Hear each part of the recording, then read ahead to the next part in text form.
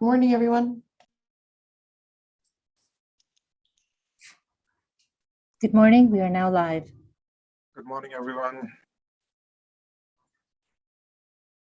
Okay, we'll begin then. I think we have quorum, right, Rob? Good morning, everyone. Welcome to our virtual board meeting once again.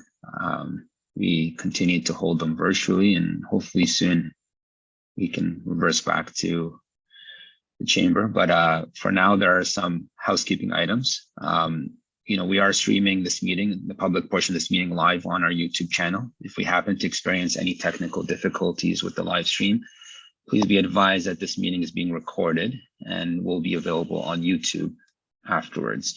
To those who are in attendance, your microphone has been muted, and I ask that you put your hand up if you would like to speak, and we'll retain a list of speaking requests as we go. Once you're called upon to speak, you can unmute and then proceed. We ask that you please always keep your microphone muted unless you are speaking. As it relates to voting, please raise a hand to indicate your vote when the vote is called. Should you be disconnected, please rejoin using the link previously provided. In beginning this meeting, I'd like to make a land acknowledgement. We would like to begin by acknowledging the land on which we gather, in which the region of Peel operates, is part of the treaty lands and territory of the Mississauga of the Credit. For thousands of years, Indigenous people inhabited and cared for this land. In particular, we acknowledge the territory of the Anishinaabe, the Huron-Wendat, the Haudenosaunee, and the Ojibwe-Chippewa people, and the land that is home to the Métis, and most recently, the territory of the Mississauga of the Credit First Nation, who are the direct descendants of the Mississauga of the Credit. We are grateful to have the opportunity to work on this land, and by doing so, give our respect to its first inhabitants. We'll now begin the Peel Police Services Board meeting of October 22nd, 2021. We'll begin with a roll call. I believe one of our board members is not joined, but will be joining, but we do have quorum. So Chair Nando Inik is not here yet. Are there any declarations of conflict of interest? Okay, seeing none, we will continue with the meeting. There's the chair. Okay, let us begin this meeting with the Chief's update. Chief, please proceed with any updates you have for us in the community. Thank you, Chair Atia. The only update will be coming from Deputy Chief Nick Milinovich, and I'll pass it over to him. Thank you, Chief, and through the chair, good morning, everybody. To begin with, I'd like to start with an update on several investigations that our Homicide Bureau has been involved in since our last Police Service Board meeting. Regrettably, we have had 2 homicides since our last Police Service Board meeting. The first one occurred on September 25th and occurred when 2 males who were known to each other became involved in an altercation. Unfortunately, the injury sustained by one of those males led to them succumbing to their injuries and dying. Our Homicide Bureau took carriage of the investigation and arrested Terrell Laws, a 21-year-old man, and charged him with second-degree murder for that offense. The second homicide occurred in the early morning of October 12th, when police were called to a report of shots being fired at a Brampton location. Again, there had been a dispute that occurred, which ultimately resulted in the victim being shot and succumbing to his gunshot injuries. Once again, our Homicide Bureau took carriage of the investigation, and a comprehensive and incredibly fast-paced investigation took place. And thankfully, they have identified the person alleged to be responsible for that homicide.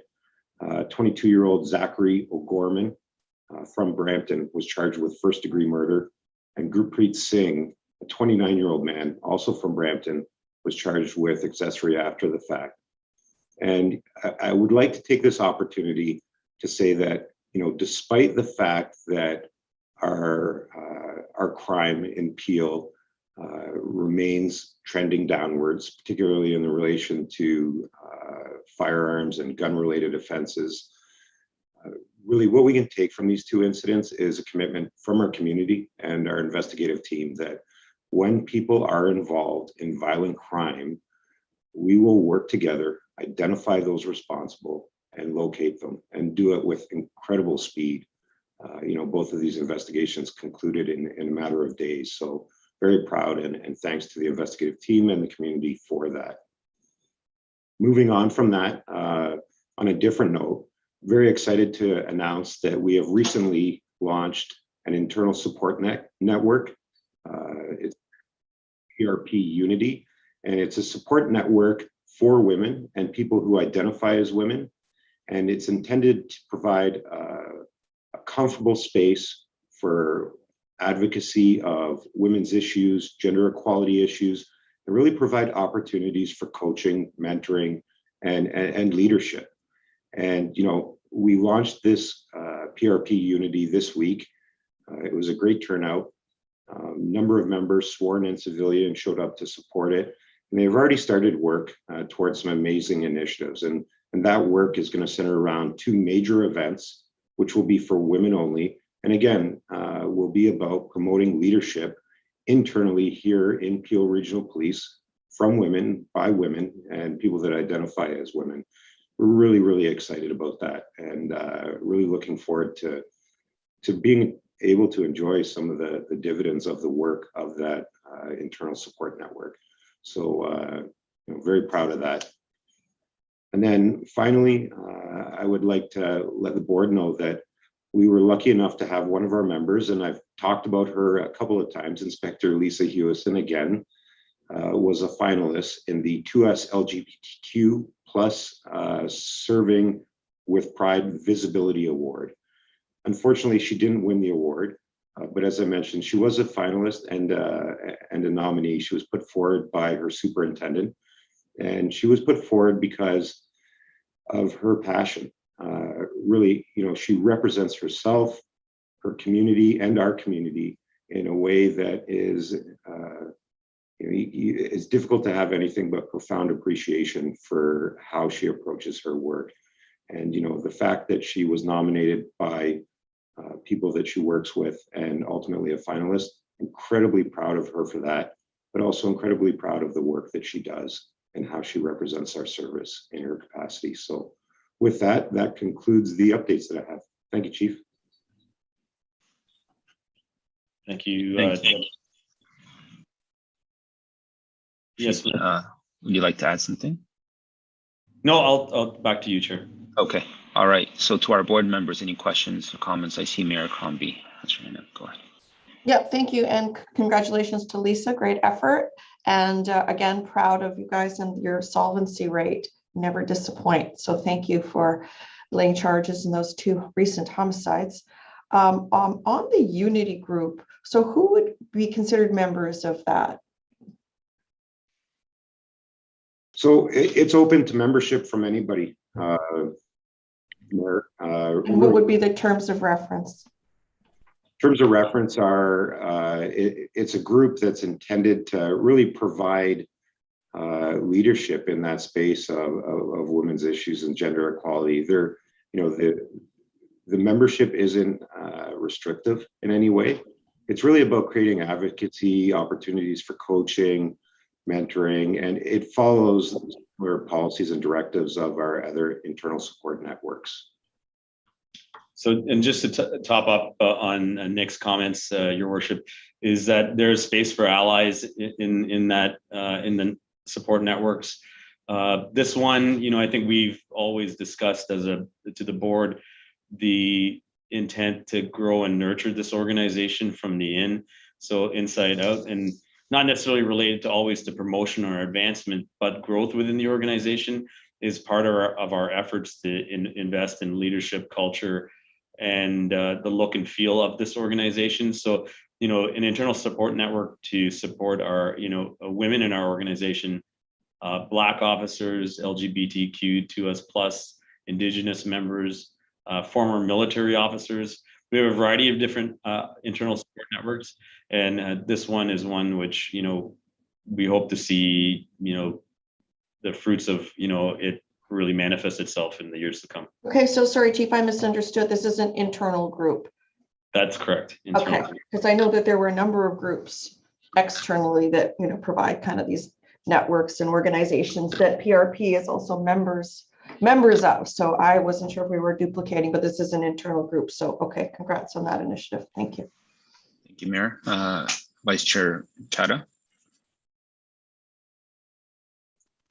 Thank you. Through you, Chair. I just want to repeat the same, actually, what Mayor Crombie said. I want to congratulate Lisa, and I want to just thank and hope we solve every unfortunate incident the way we have done these ones. And I want to congratulate all the investigators, officers. Keep up the good work. Thank you, sir. Anyone else? Okay.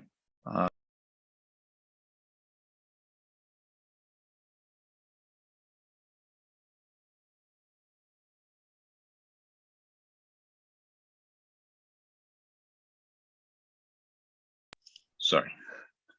Let me try that again. So first item of the agenda is the approval of the minutes of the meeting held on Friday, September 24th, 2021. Can I have a mover to approve the minutes? Mr. Bowden, seconded by Mr. Chada. All in favor? That has been carried. Mayor, you have your hand raised using Zoom. Okay. You can. We'll now move to the next item. We have a deputation today by Mr. David Bosveld, who appeared before the board some meetings, a number of meetings ago. And so we welcome him back with us today, and he'll be speaking to agenda item number 7, the board's anti-Black advisory panel report that will be discussed today. Just a reminder that deputations are limited to 5 minutes. And with that, welcome back with the board, Mr. Bosveld. Please proceed. Thank you, Chair. I'd like to begin by pointing out that to this day, there are significant issues around transparency and accountability for the advisory panel associated with the OHRC agreement, including an obvious refusal to tell the public who is on the committee and to accomplish or share any work whatsoever in over a year. The selection process was not inclusive.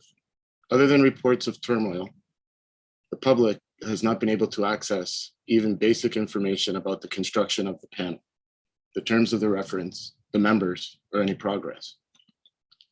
I would like to remind the board that it is Black communities in Peel Region, specifically, that experience negative interactions with police in an extreme and disproportionate manner, 3.5 times greater than our representation within the population. This data was presented to the board recently. It is the Black community that has specifically requested an anti-Black racism advisory panel as a result of the disparate outcomes, interactions, violence, and criminalization, over-policing, and systemic issues of anti-Black racism experienced and documented in the data recently released, the CCDI study of 2019, the aftermath of carding, and the aftermath of the SRO program, to name but a few examples. As stated in a response to a question at the last board meeting by Dr. Akwesi Owusu-Bempah, D&I is not comparable to anti-racism work and will not be impactful. This was stated on the record by an expert hired by PRP to advise on these issues. Refusing to take this advice into consideration cannot be viewed as a mistake, but as intentional ignorance to the nuance and importance of anti-racism work. It's like creating an All Lives Matter panel when what is necessary here is a Black Lives Matter panel. In addition, I would like to understand why Mr. Serpe is creating the framework in terms of reference for this committee before it's even formed. I'm curious to understand what his experience is living as a Black person and working in anti-racism or even D&I. When you compare the proposal put forward in today's agenda to what TPS is doing, this is an extremely watered down version at best. I can't begin to understand why the board would find it acceptable that Mr. Serpe created a completely separate proposal out of the initial community request after his initial refusal to understand what is being asked for and why. After introducing the poorly crafted arguments against the requested panel at the previous board meeting, Mr. Serpi returns with a proposal that completely misses the mark of the original request. One of the worst arguments is that the mayors of Brampton and Mississauga already have their own panels. This is demonstrably irrelevant. These loosely constructed advisory panels have consistently missed the mark in terms of how they are constructed, what they have accomplished, transparency, power, and accountability. They're not built specifically to advise on issues of anti-Black racism and policing, even if at one point Mississauga chose to hold a conversation about this topic. They're not related to the Police Services Board, other than that the mayor of Mississauga sits on this board. The other individual members don't have Black community advisory panels, and these advisories, mandates, and terms of reference have little or nothing to do with policing. Certainly no power over policing issues or oversight, and most importantly, don't address the lack of Black representation on the board, or serve to share the lived experience of Black community members with the board, so our voices can be reflected in the decision-making and oversight provided by the board within its mandate. The board should be able to consider adding an anti-Black racism advisory panel as per the original request. The panel should serve to advocate for Black representation on the board, issues of anti-Black racism within the service and the board, and serve to inform the board on issues related to policing and the Black communities of Peel Region. Words and direction matter, and we now have clear data that allows us to all understand that Black community members continue to experience marginalization and oppression at the hands of PRP, and that any serious and meaningful effort to address this must name it specifically and include Black community voices. Thanks.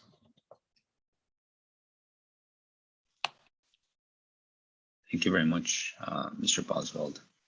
Are there any comments or questions from the board? And I just want to remind everyone that we do have an agenda item on this. So discussing the larger proposal, we can leave it to that point. But if there are any specific comments or questions, you can raise them now.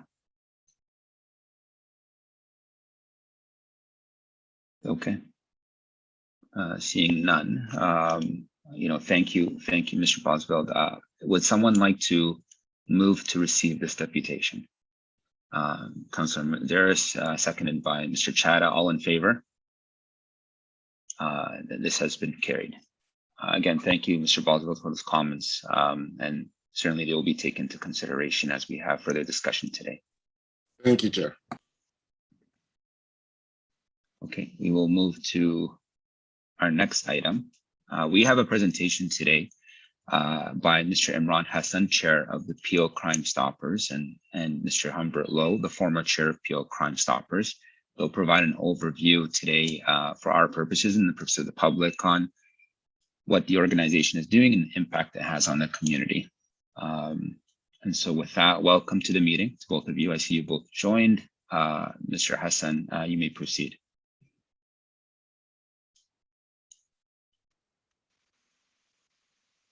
We'll give him a moment to come back.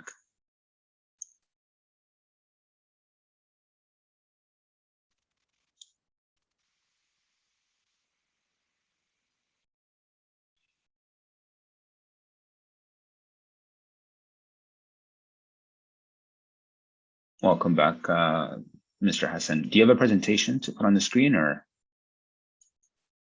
you're on mute? Good morning. Good morning, everyone. Sorry for the technical difficulty there. I accidentally exited the meeting. I believe the presentation was sent through to your esteemed colleague and assistant. If it's there and we can launch it, that would be of a great advantage to me. Okay.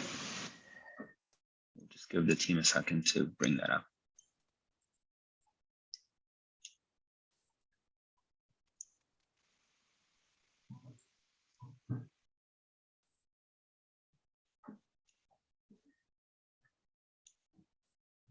Rob, can you confirm that we have the presentation?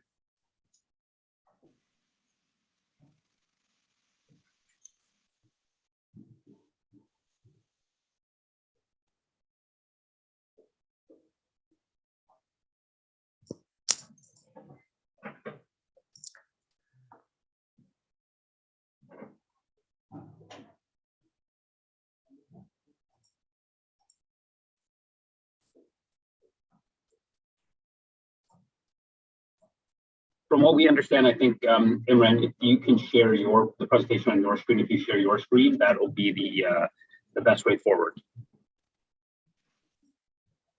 Okay, with my low tech skills, I'm going to attempt to do that right now.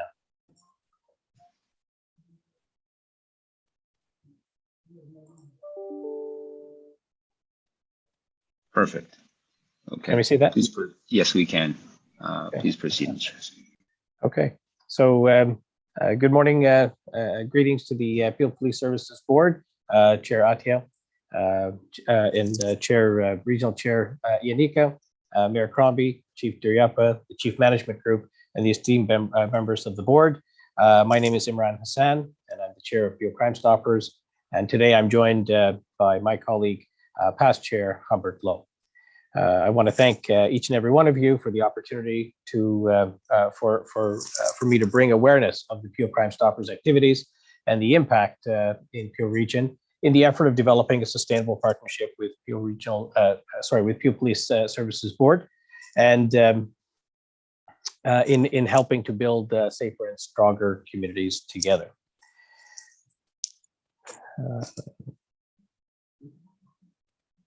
Sorry, I'm just getting a little this. Okay, can everybody see the next slide? Yes, we can. Oh, fantastic, thank you.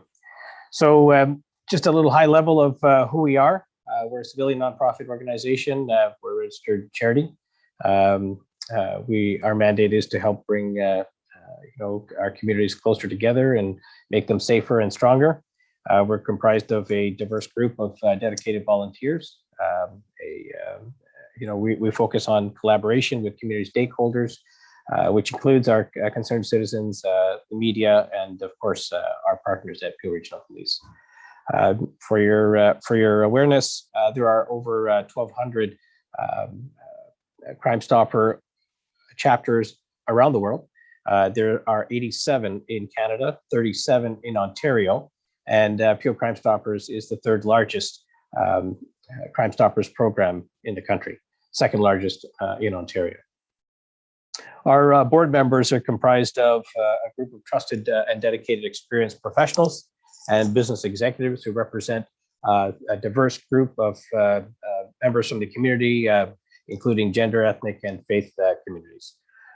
This program has nurtured long-term partnerships with community stakeholders, including our faith groups and service organizations, community groups, businesses, business associations, of course, our police services, including Peel Regional Police, the OPP, the RCMP, and I'll expand more about the reason for that collaboration and with our other first responders communities, and of course the media, and all of this is serving the public in Peel Region. We are more recently working with CP24 on the cybersecurity prevention initiative, and we'll be able to talk more about details of those kinds of evolving opportunities in the future. Crime Stoppers is really strategically located in Peel Region, and as you know, we are in the hub of the transportation sectors in rail, as well as in our airports, because of the presence of the Pearson International Airport and CN Rail hub. How we operate, it's we partner with community stakeholders on fundraising initiatives. More recently, we held a fundraiser in partnership with our first responders community, and it was highly successful. I can elaborate on that a little later on in the presentation. Our focus is crime prevention through community engagement. Of course, as many organizations, and we're no different, COVID-19 has created many restrictions, negatively impacted our fundraising efforts, and this has limited our opportunity to engage with the public as well. But despite that, we have continued to charge forward and find innovative and creative ways to engage with the public. We're dependent on community financial support and donations from concerned citizens and local businesses. At the moment, there is no sustainable funding in place from any government agencies, and one should know that we don't have any paid staff at Bureau Crime Stoppers. We have a very efficient working board of directors. We work on a shoestring budget.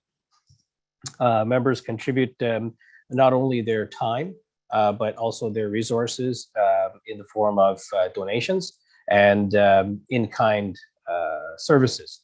For example, our website development, our website maintenance, our IT support, our legal and bookkeeping services are all in-kind donations by board members. So you can see that we run very, very efficiently. Currently, we receive community donations from businesses and concerned citizens, and I think with sustainable funding, we can facilitate the development of programs to educate and engage the public. I can give an example. Collaborating with grassroots organization to plan a virtual town hall on hate crimes. That's something that's in the works. During the week of crime prevention, we will be making an announcement, and we will be working with a local community group to talk more and tackle the growing concern on hate crimes. The Anonymous Tip Program, one should know that the program was founded in the US by a Canadian born police officer in New Mexico, and it has expanded to become the organization that is now globally as well as regionally represented. It is an anonymous tip line, which means that anyone who calls into the service will not have to give any of their information. They never have to appear in court, and they're constitutionally protected. And this is one of the main reasons why the program is so successful. For those individuals who are reluctant to reach out to police and law enforcement agencies, we provide a 24-hour, 7-day-a-week essential service that can be reached through the 1-800-222-TIPS line, which you're all familiar with. And we even have now an online portal which tips can be reported through. And one should know that this service does not record your caller ID and or your IP address when you're making a report. I think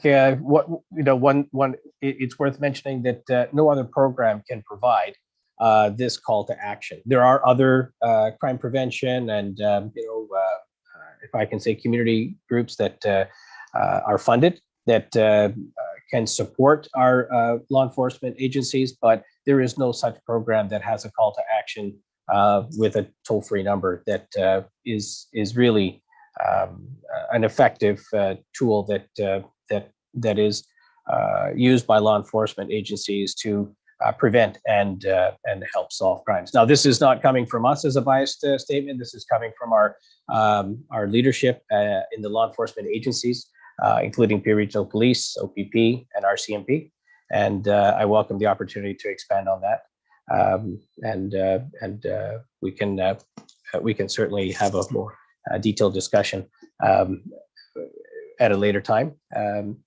The typical crimes that are reported from homicides to robberies and the traditional, if we could say, physical crimes. But there's a growing number of cyber crimes or virtual crimes that are being committed, and we're receiving tips every day about these kinds of incidents. And one should know that our young people, our children, our future. They're being they're being bullied online through various means. There's a term being used today called sextortion.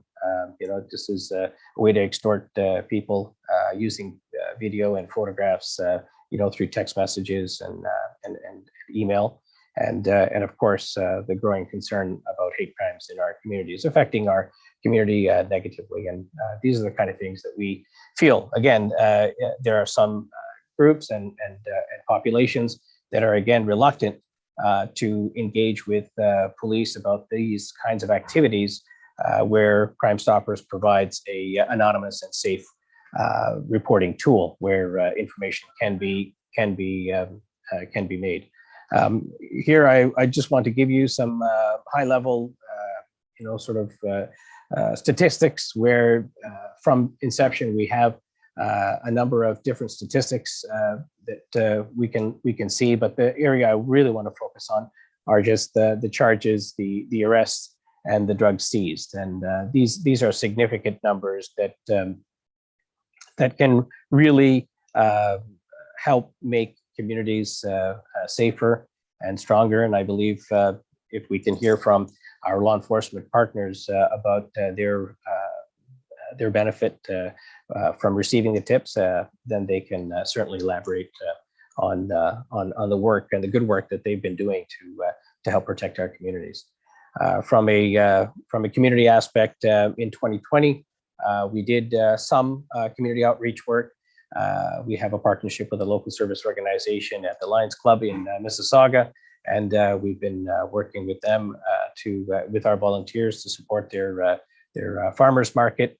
And when it comes for Christmas time last year, we partnered with a local business, Amazon, and through the partnership at Peel Regional Police and the Toys for Tots program, there was a significant amount of toys collected and donated back to the community at that very important and special time of year. And just before we ended up that year, we also helped put up some signs in the town of Caledon, in partnership with OPP and our Mayor Alan Thompson, who's illustrated there at the bottom right hand of the screen. So it really inspired us and encouraged us in 2021 to be able to do more community outreach work. Our work with the farmers market continued through the partnership at the Mississauga Lions Club. This year, we are planning to do a collection of toys again with our friends at Amazon and in partnership with Peel Regional Police for the Toys for Tots program. I'm told, based on our earlier runway that we've started the collection, the impact will be even more significant than 2020. And I look forward to bringing some more information about the actual details and statistics of that in the future.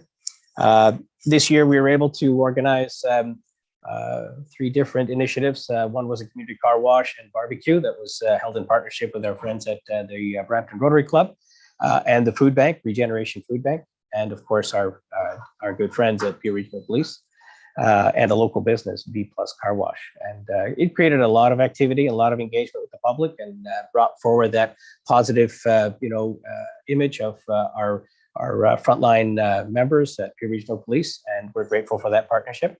And it did create a little bit of fundraising efforts. Our second event was a document shredding event, which was held at the Peel Regional Police headquarters. And it was really something that was even more well attended. And we were able to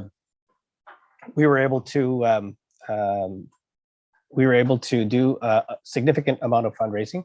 But more importantly, we had a large number of members from the public who were in attendance. And this was, again, in partnership with our business community at Meridian Credit Union, as well as our document shredding company, Blue Pencil Document Management. So again, these efforts are not efforts solely by our board members and by Peel Crime Stoppers, but a collaboration when we work together with business improvement areas, our chambers of commerce, and of course our partners at Peel Regional Police. Finally, we alluded to earlier a first responders fundraising initiative that took place in Mississauga at a local pub, and we named it the Peel First Responders Hot Sauce Challenge. And it was again a partnership with a local business that makes hot sauce and a local business that supported this initiative, and we were able to again bring together. In this instance, our first responders communities, including 3 law enforcement agencies, 3 fire services, a mental health support line for first responders, as well as the public.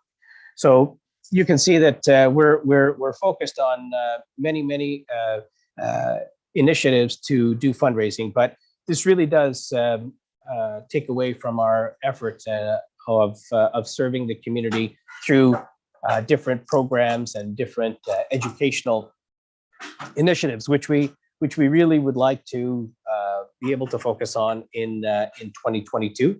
And we believe this can be achieved through a sustainable funding partnership with stakeholders in our community. So I wanted to thank, on behalf of Peel Crime Stoppers, our esteemed board members at Peel Police Services Board, as well as those who are supporting these efforts and the initiatives. We're very grateful for your partnership. We're grateful for your friendship, and we really believe that Peel Crime Stoppers is well positioned in the community to continue doing the work that needs to be done to support the CSWB mandate set forth by the Region of Peel. And we really look forward to having future conversations. And at this moment, I'd like to open up the floor if there's any questions that I can answer, if there's anything that needs to be expanded on. Thank you, Mr. Hassan. And Councillor Medeiros. Thank you very much, Imran, for the presentation. Excellent to I see all the work, and what I see that pops out is almost like you're a victim of your own success, meaning that when you talk about the lack of sustainable funding, and right now, what we notice in the community, and maybe experts on the meeting can comment, one of the frustrations that we have, that I hear from residents all the time, is that void of, you call the police, policing, police are being stretched. They're getting into, they're answering a lot more calls, more sophisticated crime that's happening. And, before Neighborhood Watch was some sort of way that, the community could come together and fill that void of sort of monitoring, because people always talk about police presence. There seems to be a perception of feeling more safe if they see more police cars and so on. And a lot of community meetings I attend, I hear police always talk about the importance of neighbors knowing neighbors, community involvement, and that's an important deterrent, that we're watching for each other and we know each other. So I guess what I'm getting to, where Peel Crime Stoppers and the work that you're doing really fills that void. It's that sort of, gray area where people are always looking for, what do we do next? And I often get asked as a representative, what can we do to feel safer and be safer? So you offer that opportunity. However, for that to sort of fill the increasingly void, especially as our population grows over the next so on years, you also need that sustainable funding. So maybe you can comment on some of the challenges as, and maybe speak to the need that you're feeling in the community, because I see a tremendous need for your organization, and a tremendous need for this type of process and network to be built in our communities.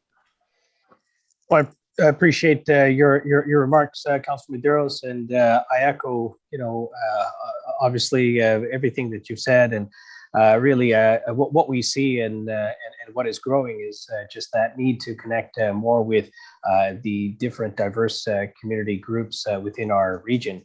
And I believe that there's an opportunity for Crime Stoppers to message to our stakeholders, to our concerned citizens, and to the public in their own native languages, whether it be Punjabi or Chinese or various different ethnic backgrounds, speak more comfortably and feel that they can trust someone once they're communicated to in their own local language. And I think that presents also an opportunity to do more to engage our public and of course our ethnic media and work very closely alongside our partners at Peel Regional Police, who are a reflection of our region, who have members on the front lines who do speak and look just like the community. And of course, they have a certain mission and a mandate, and where we believe Peel Crime Stoppers can walk alongside Peel Regional Police in some instances. We believe that Peel Regional Police can walk alongside Peel Crime Stoppers in other instances. Now, my other question through the chair, Imran, just from a technical perspective, so the tips that are given, who's on the other line receiving those tips? And my apologies if I didn't understand. How does that exactly work? Are they trained professionals? I imagine some of the tips might be more sensitive than others. How does that information get received and get shared with Peel Police? That's an excellent question, Councilor Medeiros, and through the chair, I'm happy to answer. The call center is also an undisclosed location that's within Ontario, and it is operated by very experienced and very trained professionals who can take in content and information and then disseminate that after it's been triaged to the appropriate law enforcement agencies. So the 1-800-222-TIPS number is not exclusive to Peel. It is a number that is national, and the call center is fielding calls from across the country. And if it's deemed to be a Peel region opportunity or concern, then it's routed through our Peel Regional Police Service. Now, and just lastly, in terms of the greatest need for Crime Stoppers to expand, and I know we've talked about this where, it comes down to, often the times always comes down to funding and those type of relationships. But, I just think, as I mentioned before, when Brampton, we had Neighborhood Watch and that sort of, died. And, in terms of looking for that community response, what you're finding now is ad hoc Facebook groups, community groups, and so on. Where do you think would be the best way to support, and how can we support, Crime Stoppers in terms of, expanding and really trying to introduce you more to the community, get you more involved in different community groups, know that you exist, because I do remember that at its height, when I was younger, you would see Peel Crime Stopper stickers and all that stuff, and when I re-engaged and just recently when we had the opportunity to speak, I didn't realize that a lot of this work is still going on. So where do you think that you need your critical support, and how can we be of, and when I mean we, not just, Peel Police, but also, for example, Region of Peel and the municipalities that make up Peel? That's an excellent question, Councilor Medeiros. And I couldn't agree with you more. Growing up as as a young boy in the community, whether we lived here in Peel or Durham or Kitchener-Waterloo, we saw the visibility of the Crime Stoppers brand, and of course there was more education awareness, not only in schools and in groups, but also in the public. So, for example, you bring up a good point. When we drive along main artery roads and maybe even within communities, neighborhoods, there used to be more a stronger presence of signs of the Crime Stoppers program. I feel that there's an opportunity to work with Mississauga and Caledon and Brampton to get more of this visibility of the programs out into the public. That would just be the basic first stage of getting that awareness, and you can see what work was being done in Caledon with Mayor Thompson last year. I believe there's an opportunity to do more of that this year in concert with our local councillors, as well as our local governments.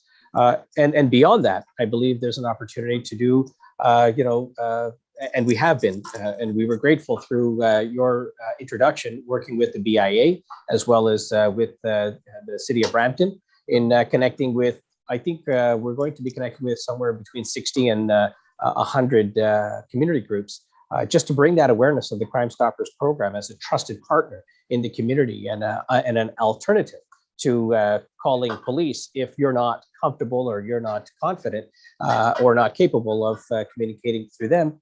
Then certainly you can communicate safely through us. Great. Thank you so much. My pleasure. Any other questions? Mr. Howell. Thank you, Mr. Hansen. I really appreciate your presentation. I'm a fond admirer of your organization, going back to your days of origin with Lou Parsons. I was a fundraiser back then, and it's been a great organization for a long time. Hopefully we can expand your efforts. I notice a disparity in what you have as rewards offered and rewards paid out. I assume the rewards offered in the $200,000 range was what you were able to offer, and then the 17 or 19,000, if I remember correctly, is what was paid out. Assuming most people are often incentivized by remuneration, it doesn't seem like a great deal of money at 17 or 19,000 for the huge number of tips you got.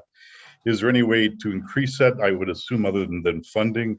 Is that the holdback, that you weren't able to pay out more money? And obviously asking these questions through the chair, would we be able to increase those in any way? Is it simply a matter of funding? Or do a lot of your rewards come from the sources or the problems you're particularly dealing with tips on? Thank you. Thank you very much for the question, Mr. Howell. I'd like to believe that people are not motivated by cash rewards. That being said, the number of payouts is a reflection of just that. And currently, we are in a situation where we're in a holding pattern at Crime Stoppers of paying out rewards or approving those awards simply because of that same fact, and that is we're lacking funding. We have a budget to be able to operate to operate the program at a bare minimum, and at the moment, of course, because of COVID and beyond, we haven't been able to approve those tips and pay out the rewards. But I again do believe in my heart of hearts that people are not motivated, by the cash reward, and our history proves that it's not the case. So majority of the funding that would come through the Crime Stoppers program would really be focused on initiatives to educate and bring awareness to the public about how to safely report criminal activity in their communities and their neighborhoods to be able to assist our partners in field regional police and other police services within the region. Thank you very much. Pleasure. Thank you, Imran. Are there any more questions from the board? Okay, just a quick one from me. There was a photo there of our police officers with our crisis workers. I don't know if you made comment about it, but I may have missed it. Can you give context to how Field Crime Stoppers is engaging with our teams? Thank you very much for that question, Shirakia. The initiatives that we put forward are always community-based, and we always reach out to our friends and our partners at Field Regional Police, and they always reach back. And we're so grateful for that partnership, and we continue to, engage not only the leadership, but also the frontline members. And in this case, that was clearly demonstrated by that special unit that came out and connected with us. That was a community barbecue that was organized just to thank our frontline heroes during COVID. And we couldn't be more grateful for that partnership. Thank you, Imran. Chief, please go ahead. I believe the chief is noted. Oh, yeah, go ahead. Just double muted just to be safe. I just want to, on behalf of the organization, Imran and Humbert, to thank you for, acknowledge the work of Crime Stoppers as a critical piece of how we continue to prevent and solve or investigate crime. in a variety of different issues for that matter. And throughout my career, even at the previous organization, I know how critical it is as a tool. So much so that the Supreme Court of Canada has acknowledged it as a protected entity in the whole equation of community safety. So to that extent, on behalf of our organization, I know I have one of my members identified as a coordinator, Crime Stoppers coordinator, working with you. And we appreciate on behalf of our 3,400 members, the work that Crime Stoppers does. Thank you for that. Thank you, Chief.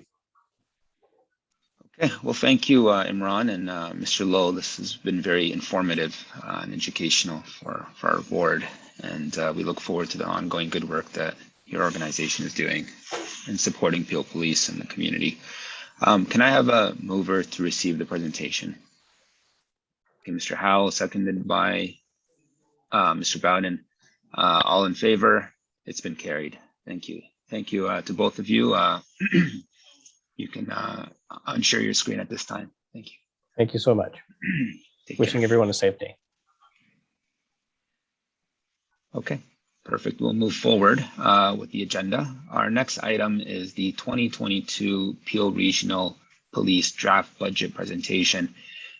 This budget has been, this presentation is a culmination of a year-long process that began earlier in the year. That effort was led by the chair of our finance committee, Mr. Bowden, and there was an immense amount of work that went into this budget. Before inviting the chief, I'd like to welcome or invite Mr. Bowden to offer some comment about the budget on behalf of the board. Thank you, Chair. Just a word before we pass it over to the chief, and it's not often that I feel like a rookie when I'm dealing with any matters relative to business, but I have to tell you on this one, it's been quite a learning curve for me. But the input and the entire staff of PRP and certainly Carrie Lynn, all the work that you've done and everybody on that finance team has been outstanding. I'd like to apologize. And Mother used to say there's no such thing as a dumb question, though I think that I asked all of you a lot of dumb questions over the process, and I thank you, each of you, for allowing me to ask those questions so that we could get to a budget that I think has been really well researched, and we're on a great track. So. Chief, to everybody on your team, I thank you for putting up with me and allowing me to kind of wade through all of this, and hopefully I'll be a lot better next year with a greater understanding. And also, Chair Nika, thank you for the time you've spent with me as we got into the facility part of it, which was very, very foreign to me and what we did. And I thank you so much for the time that you spent as well to allow me to have a greater understanding. So Carrie Lynn, to you and all the team and Bev and all that, thank you so much. And I think that we are in a good place, and I will pass that. I'll pass it to you, Chief Duryap, and thank you, Chair. Thank you, Chief. Before you present, I'd just like to share that this budget reflects the realities of our responsibility to manage the growth in Brampton, Mississauga, while understanding the global pandemic's impact on municipal finances. There has been a lot of time by the committee and then by the board in discussing this budget before it's come forward today for sharing with the public. And so, it's important that we recognize these efforts that went into it. And so with that, Chief, if you want to present the specifics. Thank you, Chair Attia and Mr. Boughton and the entire board for your collaborative journey with us as we have established this budget, which I do believe meets the needs of public safety in this region and the requirements of the board. And before we begin, I just want to say that I'll be co-presenting this with Director of Finance and Planning, Carrie Lynn Holmes. And I want to acknowledge our Manager of Finance and Business Planning, Karen Dubé, who's going to do the advancement of the screens for me. So, before I begin, I just want to first say that root this budget in the concept that our board has committed in its strategic plan to focus on our people, our work, and our community. And I just want to paint these three golden threads as the core backbone for what we're about to do. And even to proceed it one step further is to say that, we have a requirement as a police agency under law to deliver some key activities, but we are trying to show a very thoughtful and meaningful shift in how we see these resources that we're asking for applied to doing things differently here in Peel Region. And I am confident that as the public and the board agrees, that we are demonstrating that every step of the way. So with that, next slide, please. As we begin, I want to root this in a very key principle that we are repeatedly saying is that there needs to be a meaningful shift in how policing looks to address the needs of the community safety, community wellness, and be thoughtful about how we can change outcomes with the resources that we have in hand and what we are asking for, particularly in this region, which is a growth jurisdiction. And this slide here acknowledges that we are working in keeping with the commitment from the Region of Peel, the City of Mississauga, the City of Brampton, and the Town of Caledon on its community safety well-being priorities. And on the far right side, we first of all know that the region has committed to an emphasis in mental health and addiction, dedication to family violence, intimate partner violence, human trafficking, systemic discrimination. And as you move left, our internal priorities echo that, from right down to priority populations, which is inclusive of all our communities, vulnerable communities, communities in need. And the approach we're applying to everything we're doing is a shift away from the traditional incident response, where there's a demand and we apply resources that are exclusively police related, and a thoughtful progression to ensure that we invest along with multi-sector stakeholders in the areas of prevention, risk mitigation, and social development. And some of those areas we're not the most appropriate to be in, but we're far more acutely aware that we need to pull them into our solutioning. And so we intend on aligning our priorities with the Community Safety Wellbeing Plan. And we're thankful for the advocacy at the regional level. We have Regional Chair Yanika here, Councillor Medeiros, Mayor Crombie, for your advocacy in these areas. And we want to demonstrate our alignment to that in everything we do, possibly within Peel Regional Police. Next slide, please. This slide here just reflects, I often say the past is not intended to be a place of residence, but a place of reference. We just need to acknowledge the work that is ongoing and a clear demonstration of our commitment to this.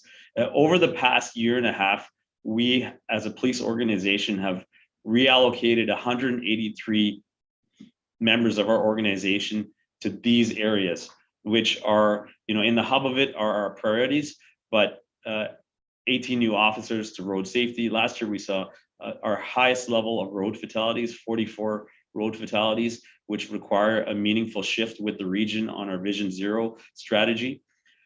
We have a mental health addiction strategy, which by far will be set the bar in policing for a full connection to services. Should anyone have a contact with somebody at a front desk, to a police officer on the road, to one of our mobile crisis rapid response teams. And back to my comment about resource demands, we know we spent 30,000 hours year to date on mental health calls for service, which represent about $2 million worth of our officers' time. And if we think about where the most appropriate needs to serve the community is we need to see a shift that provides connection to services so that we as a police agency aren't the ones always being at the doorstep. And our mobile crisis rapid response team since January of this year has responded to 1,800 mental health apprehensions, which means that we're connecting them not necessarily to emergency room, but right to a service that they need the best, and shifting the area of responsibility. Our centralized intimate partner violence unit, which began in April of 2021, is also another example of how we've gone one step further and embedded them in Peel Safe Center, which is a remarkable shift to connecting a survivor or a victim to connection to services, to the 15 partners that are there. And that represents about 832 intimate partner violence calls since April to August of this year. The situation table, as we know, is one entity that we are partnering with many service providers here in the municipality, including the 2 cities and the region of Peel. And to date, we've had 60 situations of acutely elevated risk brought to the table. Now, if you think about 60 not sounding like a lot, I just want to say, for example, one individual that was brought to the situation table represented 161 police occurrences in the span of the last 2 years. And that's not inclusive of how many times they were encountered by paramedics, Peel Health, emergency rooms. That individual was brought forward to the Peel situation table. And since then, we've only seen one occurrence since. And it represents an ability to connect people to the most appropriate services and not necessarily emergency responders. The investment in our divisional mobilization teams, which are also an amazing set of individuals that do not respond to calls, but are looking for opportunities to prevent and mitigate risk for follow-up in the community. And they, to date, have engaged in about 1,500 contacts, which all equate to making sure that our first responders aren't always repeatedly seeing individuals that need our assistance and providing them an opportunity to get the right services at the right time. This is an example of the meaningful shift that we're doing with the existing resources we have. And I think, this is all rooted in our commitment to community safety and well-being in keeping with the region and our 3 municipalities. Next slide, please. And, I just want to, when I talk to you about the 3 golden strands, this is the next one, is to be innovative and flexible. And our commitment with the board to use and look at leveraging technology as a platform for serving the community better is just, briefly highlighted with these infographics. Our, emphasis on communication and collaboration is really how we see, this year shifting during COVID to virtual virtual bail court, providing officers the ability to provide virtual evidence and testimony at courthouse right from a police facility. And if you think about the potential efficiencies that this has used as a platform, as a move forward, and the amount of time that we have officers at court is remarkable. And it transcends to our NG911, our computer-aided dispatch, working at electronic parades to make sure our officers are far more efficient when they hit the roads is also part of it. The service delivery models that we're looking at internally, at automation of processes, the digital officer transformation is not just about mobile devices, but having the right tools for officers at the right time. And I just use the scenario very briefly, as we have had officers for decades respond to a call, speak to a citizen, drive back to a police division, try to access information, try to connect somebody to a service, drive back to the individual. And now we can do that at a curbside. And this is a seismic shift in a day and age when I tell people that you can sign for an offer on a home from an iPad on your couch, but we have officers flipping through notebooks, paper notebooks with vast amounts of data information in it, is a seismic transformation. As the board clearly knows, and we'll speak later in the agenda on body-worn cameras, which is a significant shift to telling our story better for trust and accountability. And in the public safety broadband, and not to dwell too much on it, is that the 3 municipalities, the region of Peel, our emergency services, transit infrastructure have partnered with Peel Police to establish one of Canada's only protected public safety broadband networks that is not running on a commercial carrier, which means that as we've seen, there have been failures in commercial carrier networks, but Peel and the neighboring community in Halton have our own public safety broadband network. And I just want to say and take a quick a sidebar here is that we have been a finalist in the International Critical Communications Awards in Madrid, and we hope to find out in 2 weeks whether this model here that builds resiliency in public service is going to be actualized. And I think that's a great thing that we can reflect on. And finally, on cybersecurity, some of the investments that the board has come alongside of us, as we both know, not just in terms of our investigative ability and tools to serve the community. We heard Imran speak about the increase in cyber-related offenses that are plaguing not just our community, but right across the nation and internationally, is our enhanced capacity to respond to that and serve the community. But also, we serve the community in a sense that we have secure private information and data of our citizens, photos, reports, significant amount of information that is part of our critical communications infrastructure internally that we are committed to protecting. And so much of our emphasis has been a shift to strengthen these key infrastructures. Next slide, please. And the third piece that the board has committed to as a part of our strategic plan, and you know, when you hear me say good, we want to be good on the inside so we can be good on the outside when we interact with the community, is investing in our people. And this is one of the most key elements to our plan, is that we want to nurture and ensure our people are part of a healthy workplace plan. That's inclusive of our emphasis on equity, diversity, inclusion, culture emphasis, investing in leadership. We know the board has seen a leadership plan being brought to them that is for civilian and sworn members right from onboarding till the time they retire. But we also want to acknowledge the investment of the board in our organizational wellness and the impact on occupational stress injuries. We recently saw the province and premier acknowledge some of the work, Chair Unica, I know you've been doing in the background to first responders and health and wellness. And this is all part of our efforts here at Peel Regional Police to invest also in our people. Next slide, please. And as you know, I'd be remiss to not talk about change. We've talked about how change is, and if you look back on the year that's been upon our doorsteps, not just the health pandemic, but everything geopolitical, has been a call for institutions like policing to look at doing things differently and being good stewards and more innovative stewards of the resources we have. And we spoke about leveraging technology, but we've heard even many of our elected officials here in our municipality ask about what are we doing to look at doing things differently from an alternative service delivery.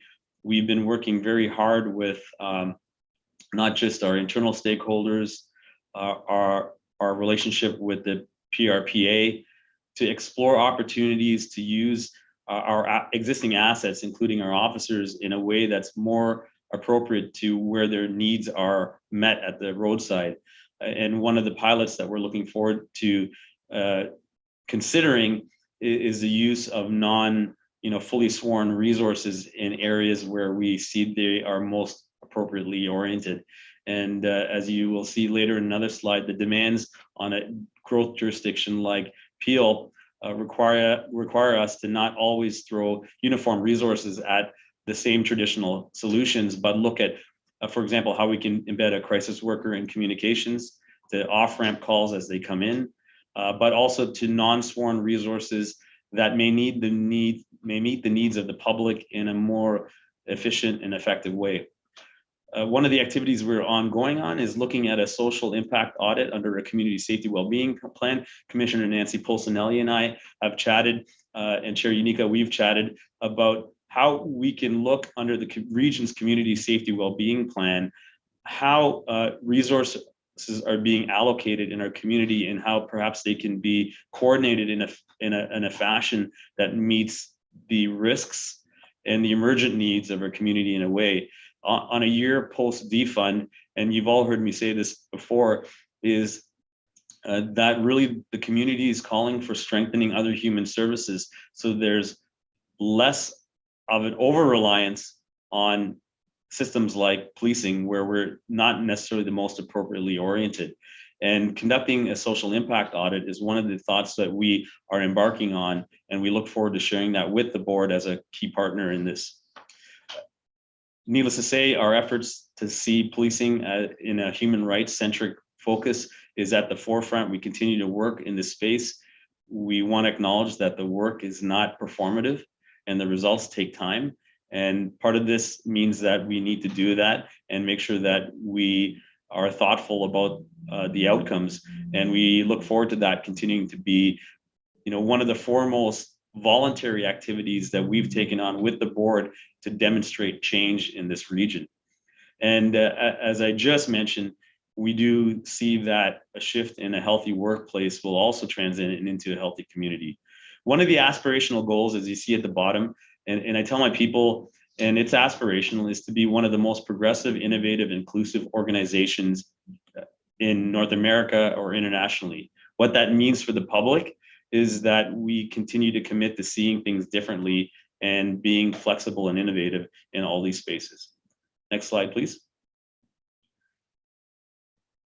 As the board clearly knows, and we've discussed this, it's deeply entrenched in our capital budgets and our plans for facilities and growth, is we are in a growth jurisdiction, as we know, and this data is one that we've obtained from via the region in our planning department, but it indicates the significance of growth in our municipality in a 1 year period, as well as into 30 years out. And the increment in population, vehicles on the road from a year over year is quite significant. We know 1.6% population growth will bring us to 1.5 million. We know in 5 years, that's in the range over 1.6. And then at the 30-year mark, we're approaching 1.9. So these are significant impacts which require us to be thoughtful on how we serve the community better. We know, Councillor Medeiros, we've chatted numerous times about how we can serve the growing out in Brampton and Mayor Crombie, the intensification in Mississauga, all requires us to look at how the growing demands and pressures on this community can impact us on our budget, let alone vehicles on the roadway and the need for us to respond to all the needs of the community under the public safety lens. Next slide, please.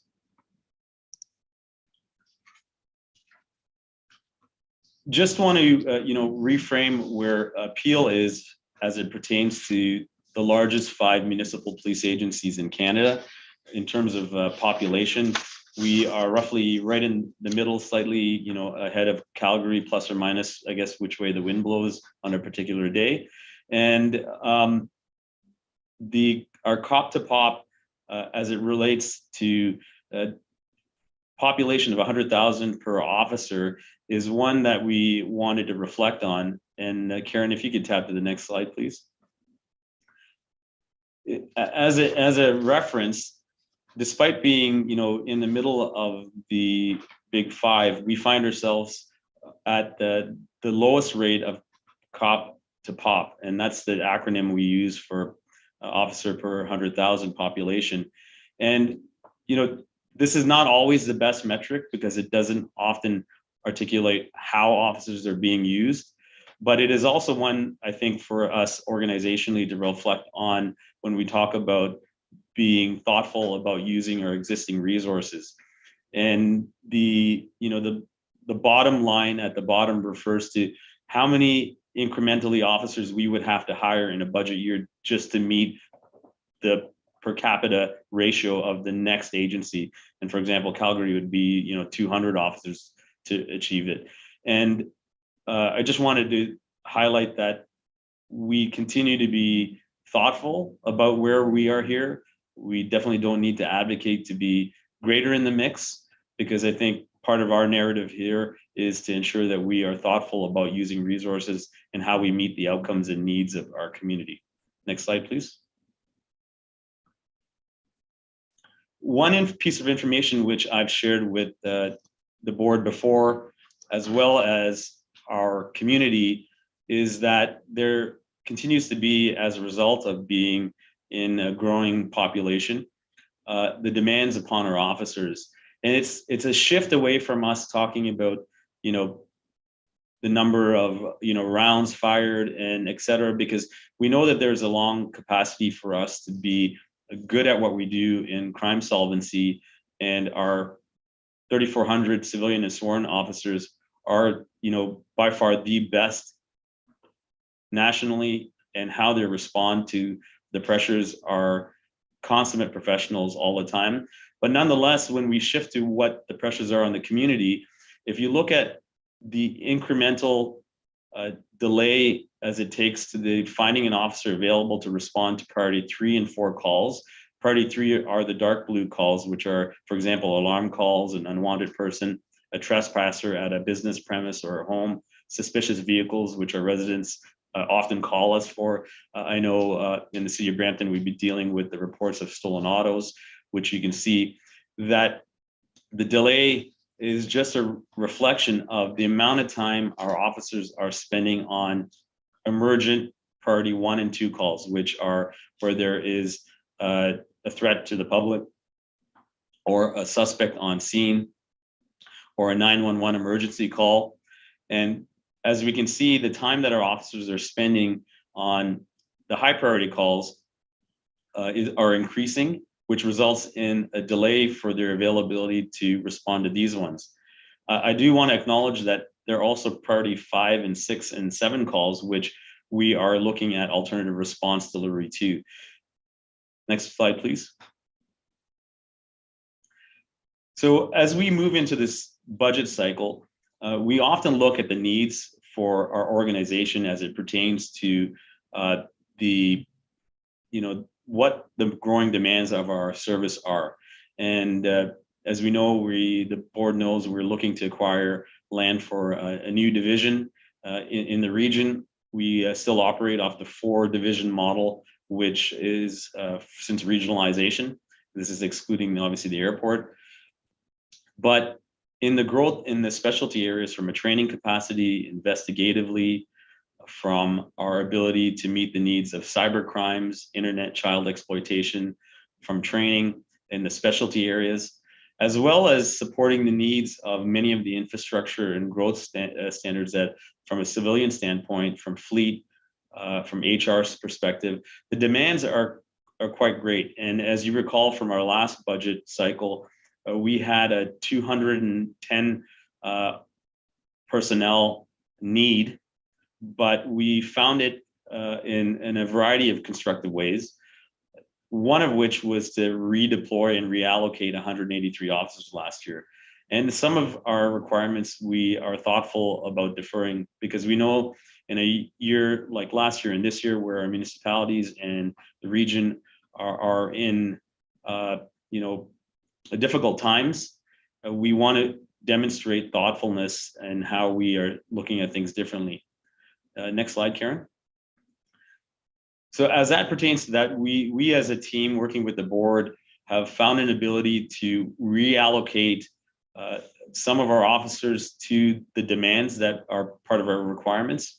And we are also considerate of deferring some of those demands based on our needs into the future.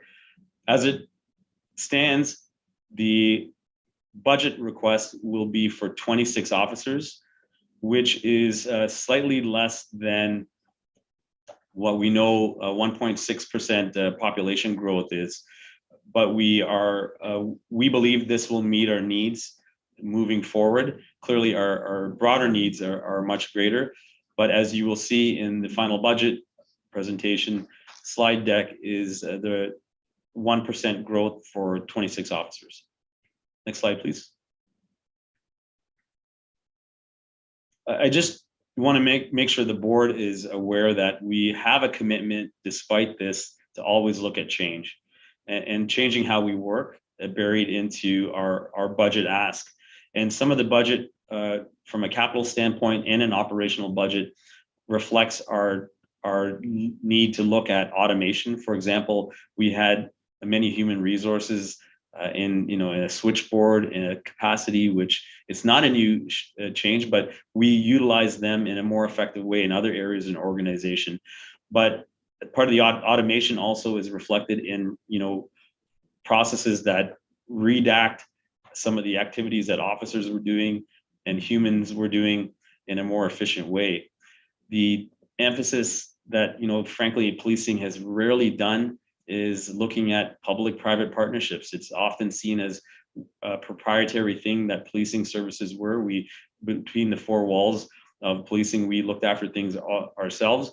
But looking at, for example, academic partnerships, we have some significant ones on the horizon with Sheridan and Ryerson and UTM, looking at solutioning for public safety needs.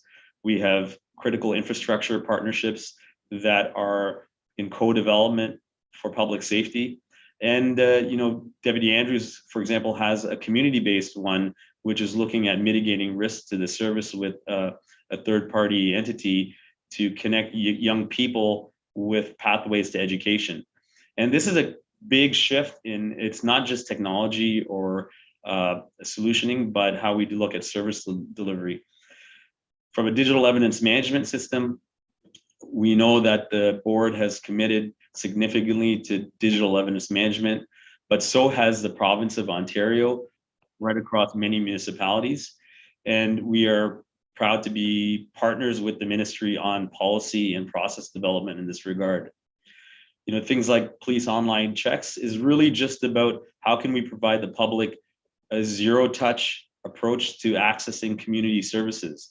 The ability for citizens to enter our divisions or to be able to walk up to an iPad or a mobile device to be able to access a police officer or a connection to services. I think our community wants to see that in a way that meets the needs of a diverse community with language and cultural accessibility to a variety of programs and service delivery. And quite finally, the alternative work solutions, I think most entities and a variety of sectors have been catapulted into this for COVID. But for us, that looks like how can we be more efficient with our officers, them to be briefed in an electronic format all at one time, right across the region, so that they have the right information they need when they hit the road, and many of our civilian employees to be able to access virtual opportunities to be connected to each other. Next slide, please. This is one that I know that is important to the board, and I want to thank the board for their continued investment into the health and wellness of our members. As you know, in the last year and a half or 2 years, we've seen many large police organizations sadly affected by real critical incidents as it pertains to occupational stress and trauma. And the investment in the psychological health and wellness of our officers is very, very critical. And we want to acknowledge the fact that right here in Peel region, the board has invested tremendously in the health and wellness.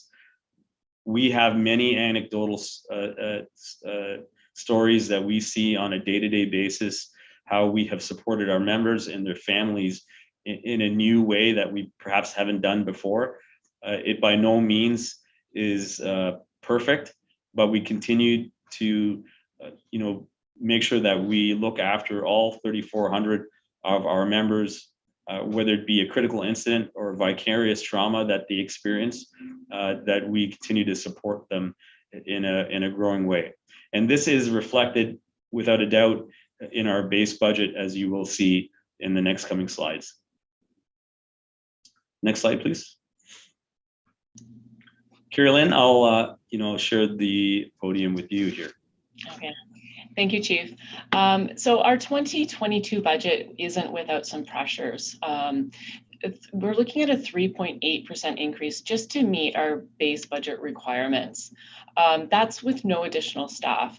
So as we can see here, we have a 2.4% increase, and that's related to inflationary items. That's mainly our collective agreements, as well as fuel and utility costs. As the chief has mentioned, we have a strong commitment to the health and wellness of our employees, and there's a 0.6% increase related to employee wellness. That's mainly psychological services. There's a 0.3% increase related to capital reserve contributions, and that's to fund our long-term capital plan. There's 0.3% related to technology, and that's related to support our operations and various systems. A 0.2% increase is risk mitigation, and that's increases related to our insurance premiums as well as our security operations center. Next. So as we can see here, our 4.8% budget increase is related to the 3.8 that we just talked about, and 1% is related to an additional 26 officers. As the chief mentioned earlier, the growth within the region is actually higher than that, but we've been able to do some reallocations and just being mindful of everything. We're looking at a 1% in regards to additional officers. Just also, I wanted to mention that the most recent consumer price index was at a 4.4% increase year over year. So just keeping that in mind as well. Next slide. So our 10-year capital plan totals $671 million. $59 million of that is in relation to 2022. As can be expected, the major factors of our long-term plan are our land and our facilities, our technology to support our operations, as well as our vehicles. I just also wanted to remind everybody that the airport, although it's included in our long-term plan, it is fully funded by the GTAA. Next slide. So our budget isn't without the risk to funding for grants. I feel like we talk about this quite frequently. However, there are a lot of unknowns at this time. Mainly, we have $14.7 million in funding related to our community safety and policing grant and our court security and prisoner transportation grant that are unknown at this time. Since we didn't know, we still included it in the funding in our 2022 budget, but both of these grants, one expires at the end of this year and the other one expires at the end of March of 2022. So if that funding decreases or is eliminated, we'll need to draw on our working funds reserves next year to fund that impact.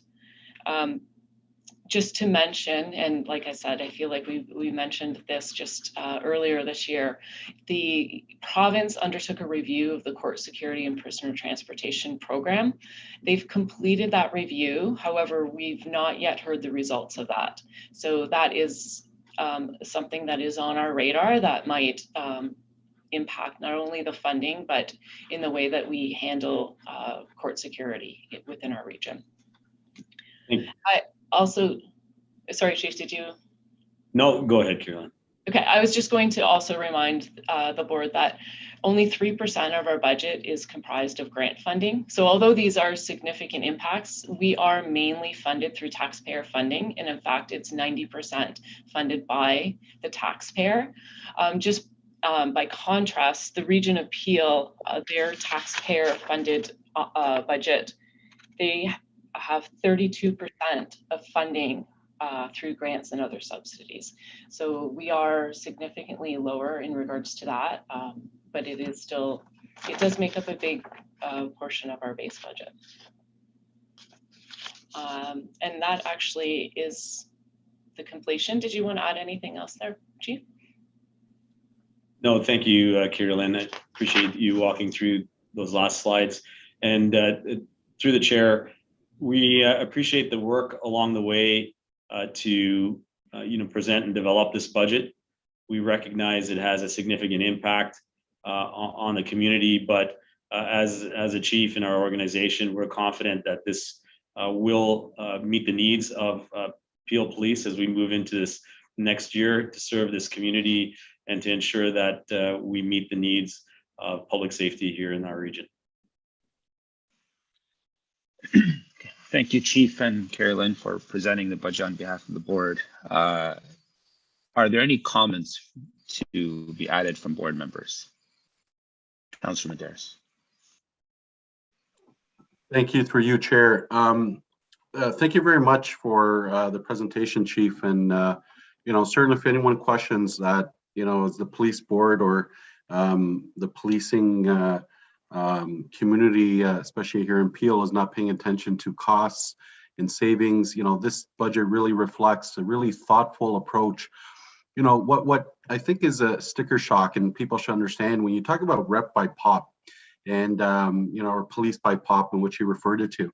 And I've made this point before, and I want to recognize also Chair Botten for his leadership in the Finance Committee and getting us where we are here today. That when you look at community like Brampton, especially in Peel, we have what's estimated between 50 to 70,000 people unaccounted for, meaning because in Brampton we have a lot of illegal dwellings. We know that when a school opens up in Brampton, that it's oversubscribed. So often is the case where residents will move close to the school, and to their surprise, it's already overpopulated and they have to be bussed out. And that means that there's a lot of underreporting of official population numbers. So what do I mean by that? Is already as a high growth community, and in some of those communities you outlined, and specifically part of Peel, one of the fastest growing communities in Canada. And yet we are still on the lower side when it comes to the service that we're providing. On the flip side, part of that storyline, so one is your thoughtful approach, because already we're underserved in the POP, the police by POP, I think tells a story. And then the fact when you talk about the unofficial population that we're dealing with here in Brampton, and I can't comment as much as in Mississauga, but certainly in Peel. So that in itself, is another strain, another layer of strain. But yet your approach and what you've put forward and what this board has really adopted is not just simply throwing bodies, is really looking at policing in a different manner, and you've introduced all those other technologies and so on. I guess my question to you, which would be obvious one from the community, because we hear it all the time, would be, we want to see more police people out there, police presence. We want to, get them in the cars. We want to get them out. This budget, not only being thoughtful from a financial perspective, can you just comment again how, we're not compromising community safety, we're not compromising our policing, and certainly when we're, comparing the numbers are a lot lower.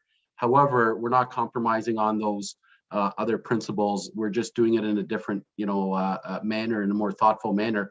However, we do need to address that eventually, ensure that we get more numbers when it comes to in comparison with other communities.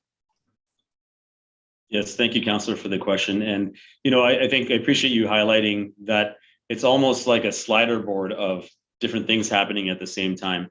And so we want to recognize first that, with the finite resources that we have, we know that there are opportunities to utilize them in a way that has greater impact on an outcome point level in terms of public safety in the community. So, trying to get into upstream positions so that we can start to turn the dial down on some of the growing pressures is one which will not stop for us. We'll continue to explore those opportunities. And so that's one piece of assurance to the public to say, we recognize that, we may have to do some things differently. At the same time, we have a role to always operate in the emergency space with critical incidents, which, ultimately will always present themselves, unfortunately, but that requires our presence and our attendance. So that space is the one which you often find the public saying, hey, this something egregious happened, or, in my neighborhood, we want to see more police. We're tired of our neighborhood or community being compromised, what's being done. And this is a thread on this reality that we are a growth jurisdiction, and we do need to also, while we're being thoughtful in one sense, make sure that we're keeping in step with the pressures that come with a growing community and an undocumented population as well. And so this for sure is one step towards making sure that we maintain an investment in that space. So while the 26 officers really equate to, almost barely one per shift, but that is one step towards a meaningful growth in our region that will start to meet the needs. I think one of the commitments we're doing, Councilor Medeiros, is in the next cycle of a budget cycle, we want to properly do a forecast of what growth actually means in terms of the use and application of officers over multi-years, so that we can, not just on a year-by-year basis, predict or come to the board with what we think is necessary for the community. And so this is another demonstration of what we think in terms of long-range planning will meet the needs. And I've had the privilege of speaking to Gary Kent at the Region Appeal, and we both concur that the long-range planning is also a key piece to the year-over-year effort. So when the public asks, we need to see more presence, we recognize that, right? It's people's perception of safety is almost more important than what's happening behind the scenes. So we want to be present in both spaces, and we've seen council asking for various municipalities asking for a greater footprint, and that might look like in the form of a substation or a new police division or increased patrols. And we feel like there are multiple ways to achieve that. And this organization is committed to doing that in a very thoughtful way by applying a variety of different approaches. But we can't forget the need to stay on top of growth and ensure that we've got boots on the ground as needed. Thank you. Any other comments? Mayor Crombie. Yeah, I wonder if Carrie Lynn could put the chart up again that shows the increases and what they're going towards. I just want to talk about that for a minute. And I think it'd be instructive because we do have a number of residents and individuals who follow along with us. And I think it's very important that we spend some time on this. So I also want to be able to say publicly that the board, along with the chief and the management team, already vetted the budget. So we've had a preview of it and we asked a lot of questions. And this is our opportunity sort of for final reflection and final questions and comments before it's passed. And then we move it over to the Region Appeal for approval by the Appeal Council. But I don't want anyone to think that we're rubber stamping this in any way, that we have had lots of time to vet this properly and really understand what the chief's goals are here and to question him on almost every line item. So I want to make that very clear. So and what was striking for me was that just to deliver the budget we have this year in 2021 will cost us 3.8% next year. Is that correct? Because of union pressures and wage pressures, etc. Is that correct? That is correct. And so that's very important because it's, I think that anyone can look down and say, oh my gosh, a 4.8%, that's a 5% increase on your budget. That's a huge number. And why in the times of COVID, when, we're asked to practice restraint and municipalities in the region are in operational deficits, could you come to the region to confirm an almost 5% increase? So this is very important. And, none of us take this lightly, but to deliver the same level of programs and services and dedication to our communities next year as this year is 3.8% just to begin with, correct? Yes, if I may, Madam Mayor, the 3.8 for the base, that actually was our last, like, it was higher, and we went back and we made some deferrals, we made cuts. There were a lot of requests that weren't approved. So that we were very mindful, and we felt that this was the lowest that we could bring forward. Like you said, there's some impacts in relation to our collective agreements, as well as the chief talked about, the employee wellness portion. The wellness portion, and that is the largest part of it.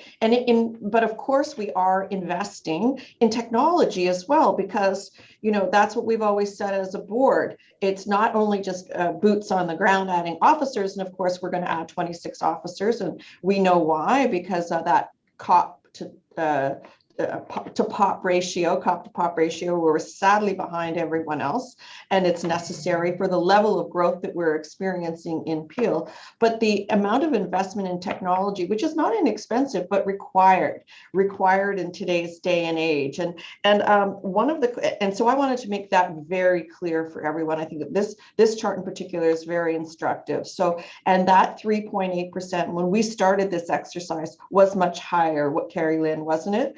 Yes, that is correct. I believe our first proposal that we brought forward to the chief was up around 7%. So we have been mindful. We have made a lot of cuts, reallocation of staff, as the chief mentioned. Right.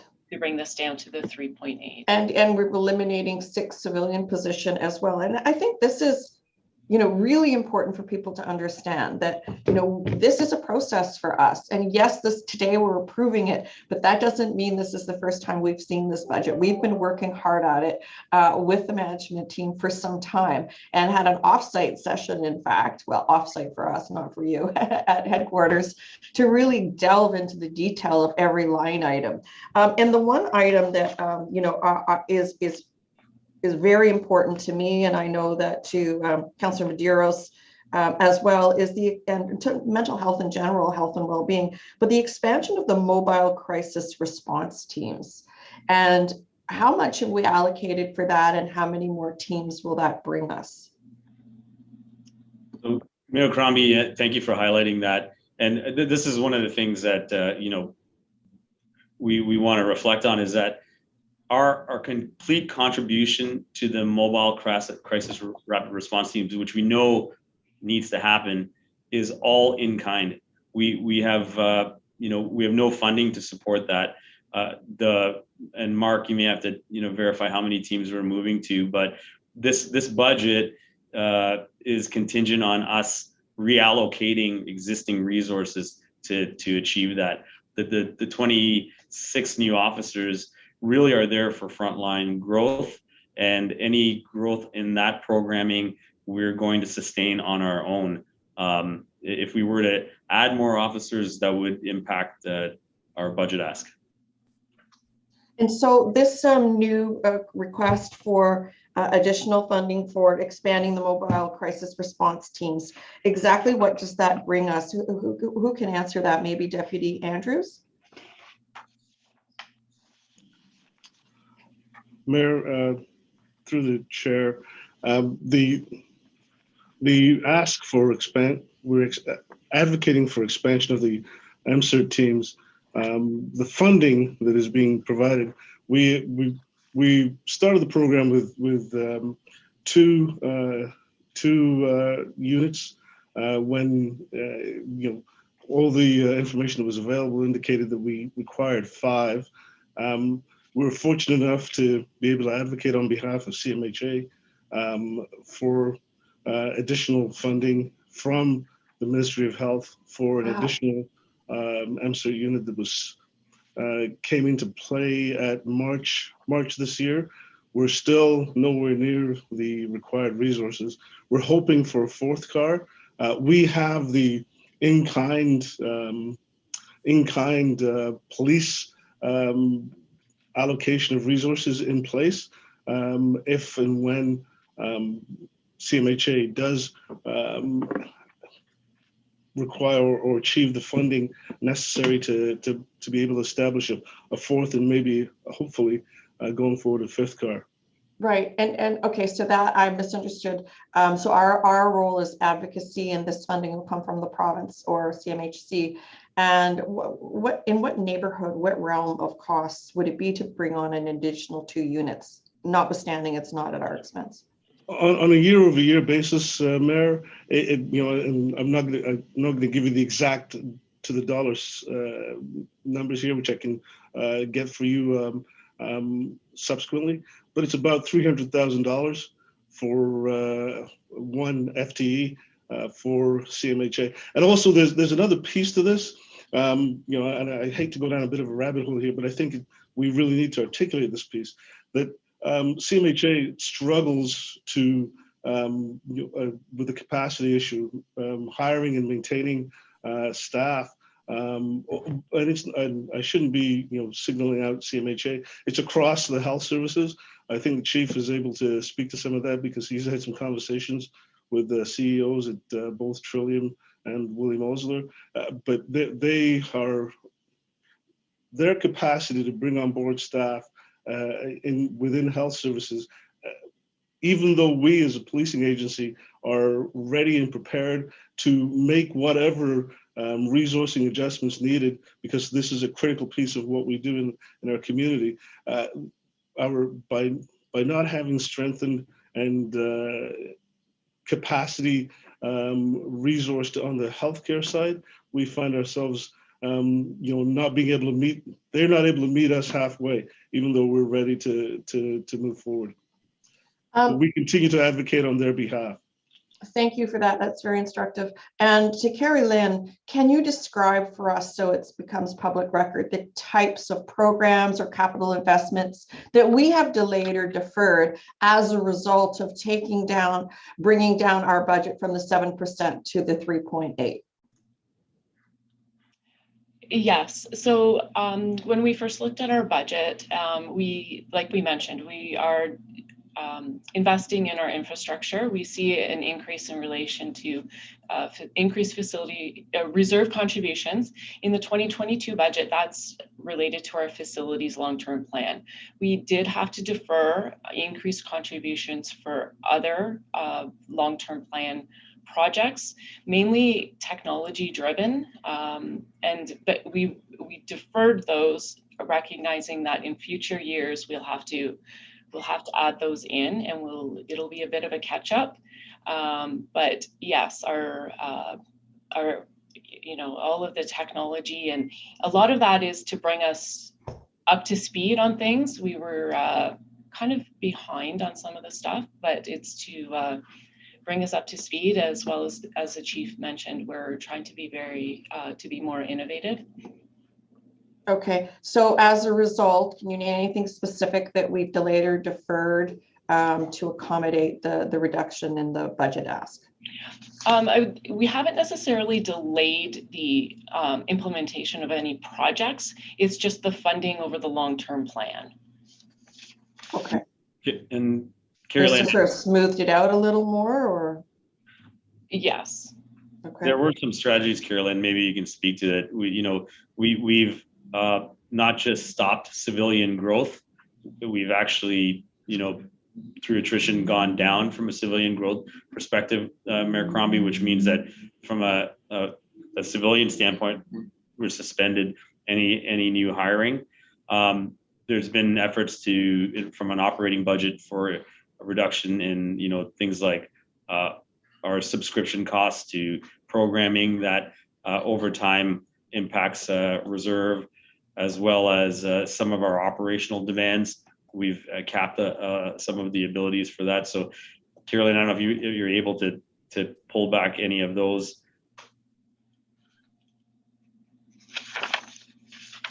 Yes, just 1 second.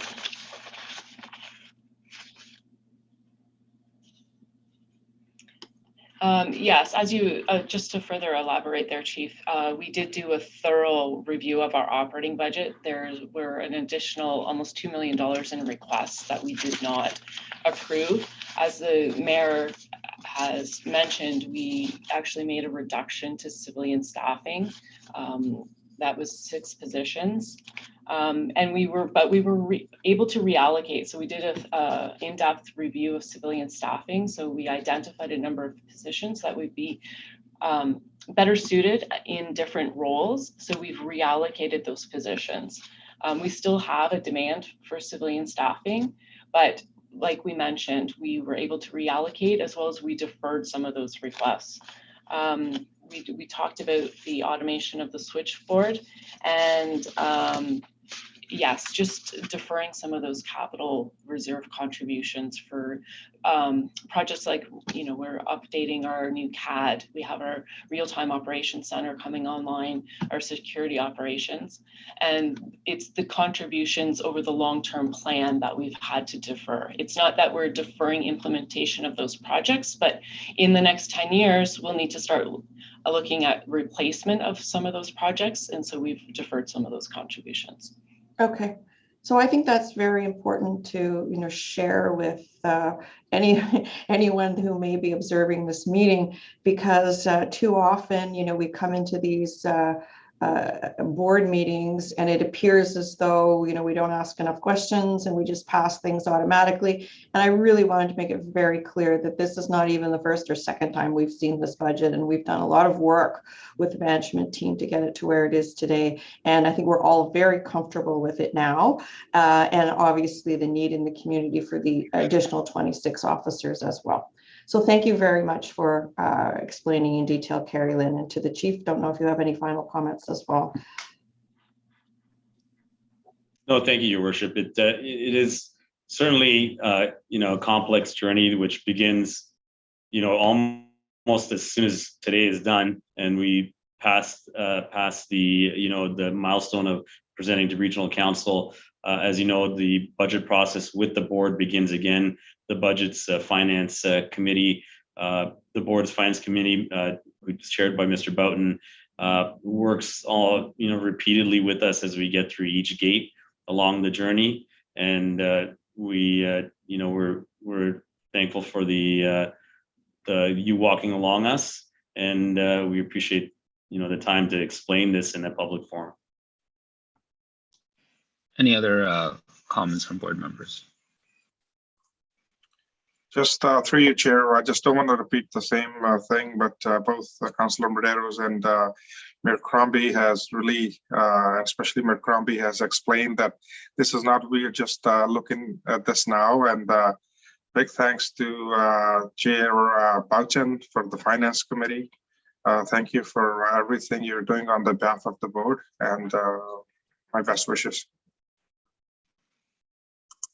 Mr. Bowden? Oh, okay.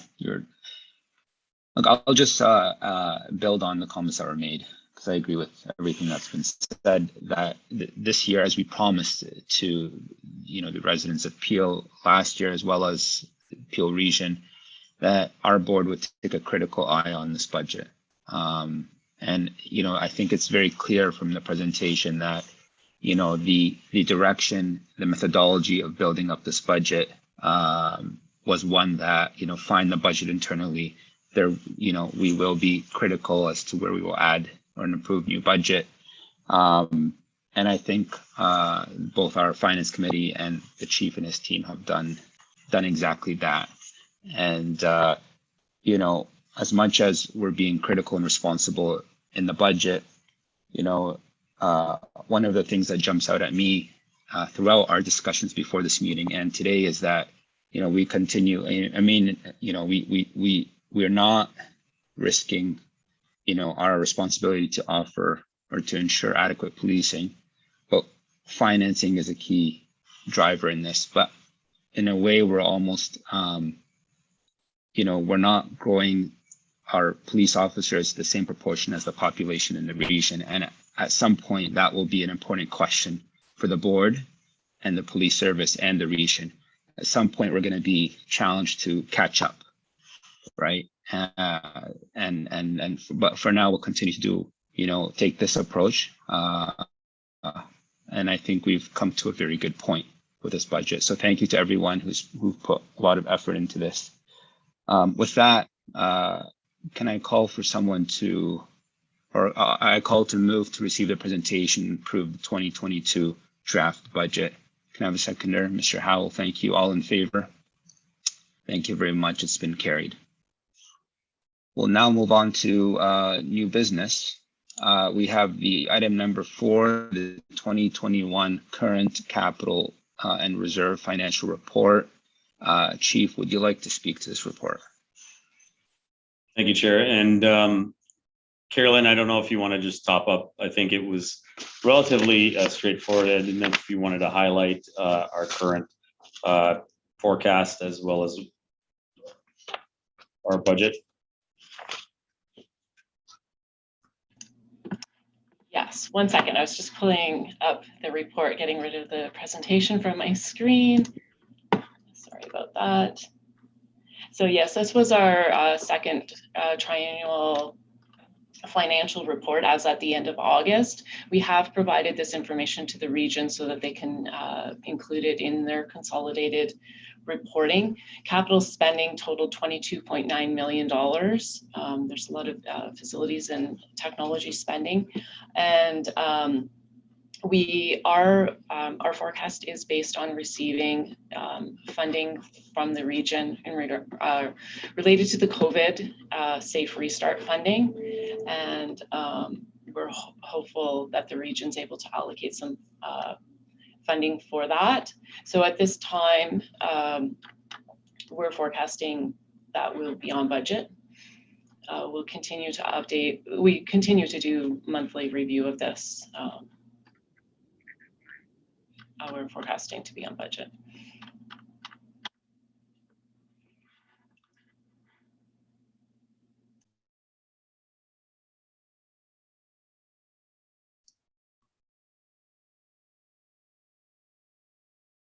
I believe the chair might be frozen.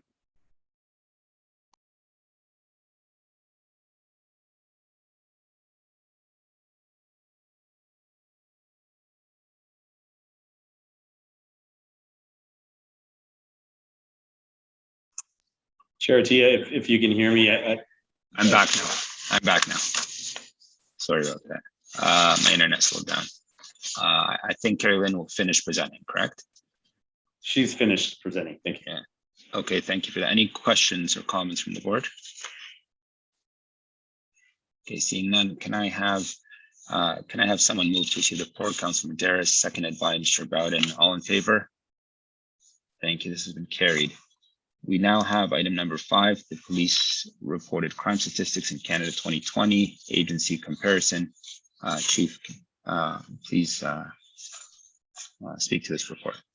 Thank you, Chair. And I'm going to invite Deputy O'Duarty, whose team works with the Strategic Initiatives Office to present this data. But I just want to generally reflect that, in a region our size with the volume of crime and violent crime, we continue to be, proud of the fact that for a population over 1 million, we are the safest municipality.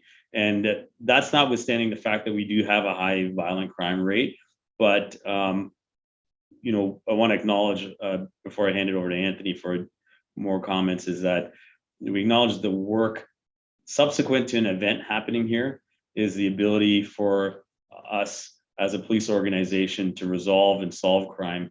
And it continues to be, the hallmark of the 3,400 members here. They are some of the finest investigators and frontline officers in this country. And I think it's something, for the community, to Councilor Medeiros, to your earlier question, is for them to reflect on when it comes to, what we can't control that happens on the street. So Anthony, I probably took everything that you're going to say, but I'll pass it over to you. I will be brief, and through the chair, thank you, Chief, so much. First of all, the report is based on Statistics Canada, which prepares this document yearly, and it represents not only all of Canada but Ontario. And in this report reflects all the top 10 agencies, policing agencies in terms of size. A special thank you to our corporate planning and research team for putting this together, as the Chief said. As you will note in the report, Peel Regional Police, the region of Peel, in fact, as large as it is, fares quite favorably in terms of both overall crime severity, the lowest in Canada, comparatively speaking, on a national provincial scale. The third lowest in violent crime rate. I know the chief said that it's high and it feels high here sometimes, but comparatively speaking, we are the third lowest when it comes to violent crime index. In terms of our clearance rates, we are the highest. Back to some statements made earlier here, the absolute dedication of our frontline investigative units and our civilian units in the ability to detect, identify, and solve crime is reflected clearly in this report with the highest solvency rate across the country. And our crime reporting, thanks to our community who is engaged with police, reports crime in a timely fashion, that is captured within the report. And we hold one of the lowest crime reporting rates throughout the country. Overall, the report is very, very favorable to the Peel Regional Police, to the region of Peel. And we feel that the crime severity index overall does represent that we are the safest community in Canada with a population over 1 million people in both Mississauga and Brampton. Thank you, and I'm happy to take any questions.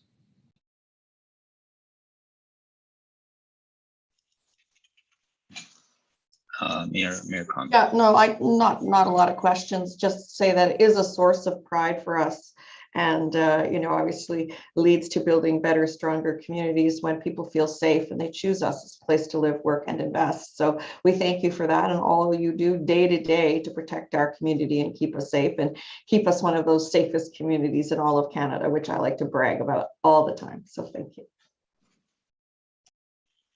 Councilman Darris. Yeah, through you, Chair. And I echo Mayor Crombie's comments. I guess the similar to the previous comments, either we're having a difficult time communicating these type of results. I think, and I don't know if direction needs to be given, but this information has to be shared with the community, but packaged in a way that, because again, it speaks to perception and reality. And if I could tell you, just as a local representative, I constantly get pulled out to community meetings, and we really have members of the community, they feel unsafe, they feel there's a lot more petty crime, and Peel Police does a fantastic job coming out.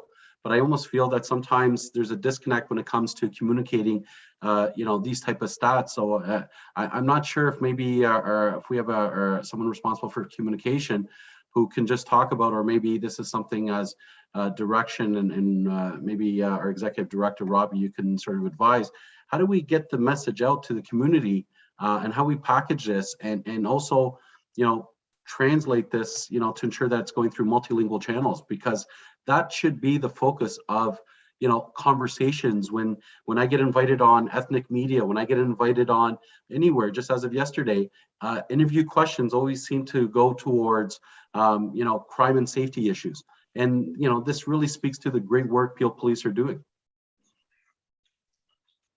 Thank you, Councillor. I think just my reflections, I agree with you 100%, because there's a disparity between data and facts sometimes. But you and I have both stood in some of these town halls, and it just takes one incident in their neighborhood or on their street for people's perception to completely turn. And there's that gap of perception is reality to people. The perception of public safety versus how we're communicating the identity of this region as it pertains to safety is one which we certainly can do better. That is without a doubt an opportunity. I've been speaking to our team. We were waiting for this last crime severity index to come out to see. This is really since June of last year, the full first year that we as a team, leadership team, have been here, effectively in this region, looking at how we think we can do things differently. So, it's duly noted. We've, as you know, we've recently hired a director of government relations and corporate communications, who one of our most recent discussion points is how do we weave, telling the story of how good we are right now But I hate using sports analogies. It's, you're only as good as your last game type of thing. Is we want to make sure we have a strategy that keeps us resilient and strong for the years out. Because I think my commitment to this organization, to you as a board, is to leave this municipality in a better stead than it was last year statistically, and to ensure that from a resiliency standpoint, we continue from multiple vectors to make sure you can really stake claim to this being the safest large urban municipality over 1 million in Canada is a pretty amazing thing, not just for residents, for business community, for our brand, but we want to make sure that everything is aligned behind that. I think you probably are seeing, giving a new chief and a new leadership team a year or two to make sure that we're not just seeing anomalies, but we're actually seeing the ROI from all our efforts. That's probably a little bit of why, from a police standpoint, we've been more tempered in how we utilize data. And a smart criminologist once told me in university, when you claim ownership for when the stats are good, you gotta claim ownership for when it goes the other way too. So this is part of a part of our efforts to be thoughtful in how we are sensitive to the needs of the community. I know Mayor Crombie and Deputy Milinovich later this afternoon are meeting with a community stakeholder as it pertains to their concerns in a particular area of Mississauga, and we intend on showing them the multitude of efforts that are at play. And Councilor Medeiros, you and I do that too, and I've spoken to you and Mayor Brown as well. So anyways, this is not to confuse the whole situation, but it's duly noted that there is an opportunity to tell that story in a different way. We just want to recognize that the impact of victimization in our community sometimes transcends the ability to show statistics to people, and we just want to acknowledge that every individual's interaction, if one home is broken into, it's one too many for us, and we don't want to lose the narrative that and acknowledge those individual experiences. And through you, Chair, and thank you, Chief, for that. And you touched on the sports analogy. One thing that I guess for the public's benefit. So you take this information, you take these stats. So how do you keep the troops motivated? How do you sort of you take that information, and certainly there's a sense of pride, but how can we ensure that and for the public's understanding, we just don't sit there and you're celebrating these stats. You go there and like you said, one crime is too much, and you go on. And so what from a technical perspective do you do with this data? How does this transcend throughout the organization in terms of this is some areas that we have to really pay attention to, and this is areas that we have to do better, and really also recognize the great work of the organization? Yeah, thank you. I'm going to invite maybe some of the deputies to jump in, but we have a way of debriefing the information as it comes out. The Crime Severity Index and StatsCan releases certain elements of it in a different cadence. For example, the clearance rate. We know that is really, when you work back, the dotted line to how that works, it is a direct correlation to the outcomes of the investigative work and the amazing work that our people doing, as well as how records are managed here. And we've done exercises in the past to look to see how we can roll that back. The violent crime issues being second or third lowest is, it isn't really a competition against the other municipalities, but we want to know what is it that we can do between now and the next milestone to show a marked impact on it. As it pertains to our frontline troops, I just, as a little left turn here, they are some of the most resilient and remarkable individuals that we could possibly have. I have been, seeing a lot of them in a frontline basis, and letting them know that we know that the bread and butter of what makes this turn is frontline policing, and that's where our support and efforts are. And to pump their tires, they come in 24/7, day in and day out. It's a bit of a rinse and repeat. They don't know what they're going to see that night, but the effectiveness comes from their ability to resolve the issues and pressures, and they do a remarkable job. But from a strategic standpoint, Nick, I know you're chomping at the bit to feed into this conversation, especially on the violent crime piece, is a real strategic standpoint. And I think he's going to talk to you about our strategies that we are implementing. And Nick, over to you. Absolutely. Thank you, Chief. And through the chair, it's a great question, Councillor. Really appreciate it. And I could use probably a couple of different examples to talk about what we actually do with some of the data and the statistics that we do have. Intimate partner violence is a great example of that. 2019, like I've said multiple times, we experienced a spike, and it was obvious that we needed to begin considering how do we arrange our resources? How do we organize ourselves in a way that's commensurate to the pressures that we're seeing? So first, we use the data to make sure that we understand what is actually happening and where it's happening, and then we begin to reorganize ourselves. We just had a budget presentation where I think the board and everybody agreed we're being very, very thoughtful about our resources. And you often hear people say, you need to do more with less. Really, what we're doing with that data is we're doing more with what we have. So we've talked about intimate partner violence. We monitor very closely the number of incidents of gun violence in our region. When we started to see a spike, again, we pivoted and began to reorganize ourselves in a way to be better in the space of gun and gang violence. And so, I really believe between some of those decisions and being strategic and thoughtful about where we place our resources and who we place in those positions, that combined with some of the partnerships that we've forged with the community is really starting to provide some of those dividends. And for me, that's the most important thing that we do with those stats. It's almost symptoms. It's symptoms of an issue. We come up with a treatment plan, again, to use another analogy, and then we deliver that plan and then assess it to see if it is working.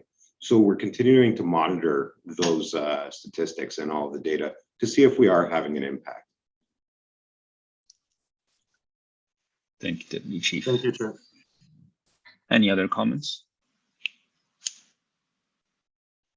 Okay, just one comment. You've tied this report into our strategic plan under crime prevention and response. And in that articulation, you've talked about reducing the reliance on police, looking for ways to address issues that otherwise escalate into violence and crime. A lot of the things that we are doing as it relates to situation tables and generally in our community safety and well-being. So I guess my comment, my recommendation is, if possible, maybe next year when we look at these stats and we've had a whole other year of outcomes out of all the community safety and well-being work we're doing, particularly with situation tables, maybe see if there's a way to demonstrate connections between that effort and the numbers that are coming out of Peel.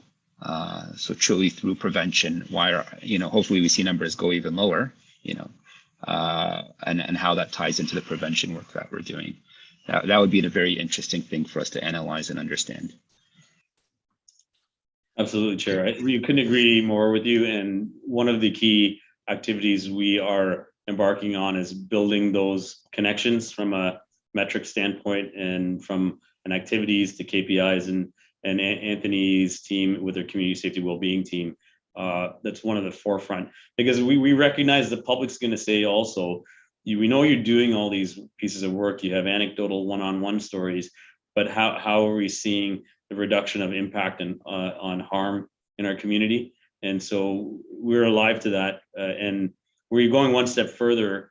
I think we have a responsibility to also tell how this impact is happening at a multi-sector level. And so these are some of the efforts we're working with the region to establish the multi-sector data collaboration as well. Perfect. Can I have someone move to receive this report? Mayor Crombie, seconded by Mr. Chada. All in favor? Okay, this report's been carried. Thank you. Our next item is extension of the 2020 685N net motion subscription for Peel Regional Police. Chief, would you like to speak to this report? Yes, Anthony, please.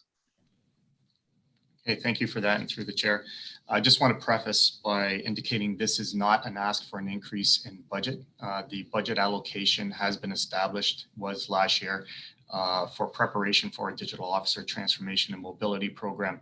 What we are looking for is when we renewed a contract with NetMotion, who provides us a secure VPN so that our officers could access critical pieces of information securely, part of our cybersecurity and cyber program to ensure security of that data.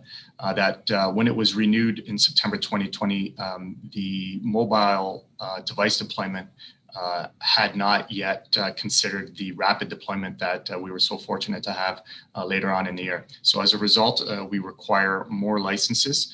It comes within our allocated budget, but we're asking for an increase in procurement authority to be able to procure those licenses. Within the report, it outlines in detail the requirement for the NetMotion product. They are a vendor of record. And again, it's a procurement authority increase, not a budget increase ask. Any comments from the board or questions? Okay, can I have someone move to receive the report? Councilor Madera, seconded by Mr. Chada. All in favor? Okay, the report's been carried. Thank you. Okay, we're up to number 7, Appeal Services Board Anti-Black Advisory Panel Report. Back to the board. Rob, would you like to speak to this report? Thank you, Chair. Through you, back in August, the board discussed the original report, which recommended the establishment of a board subcommittee on diversity and inclusion. And at the request of the board, I was asked to come back and provide some more information on the Toronto model, as well as putting together what a draft mandate in terms of reference for a board subcommittee would look like. So that is the information that is being presented to the board today.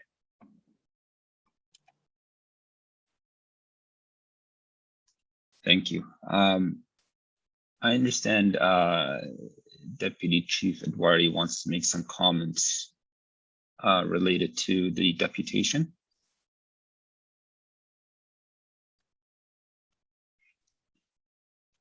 Deputy Chief still here? Okay, then I'll go to the board. Would anyone like to share some comments about the report? Councilor Medeiros. Yeah, thank you. Through you, Chair. First of all, I do want to thank Executive Director Rob Serpe.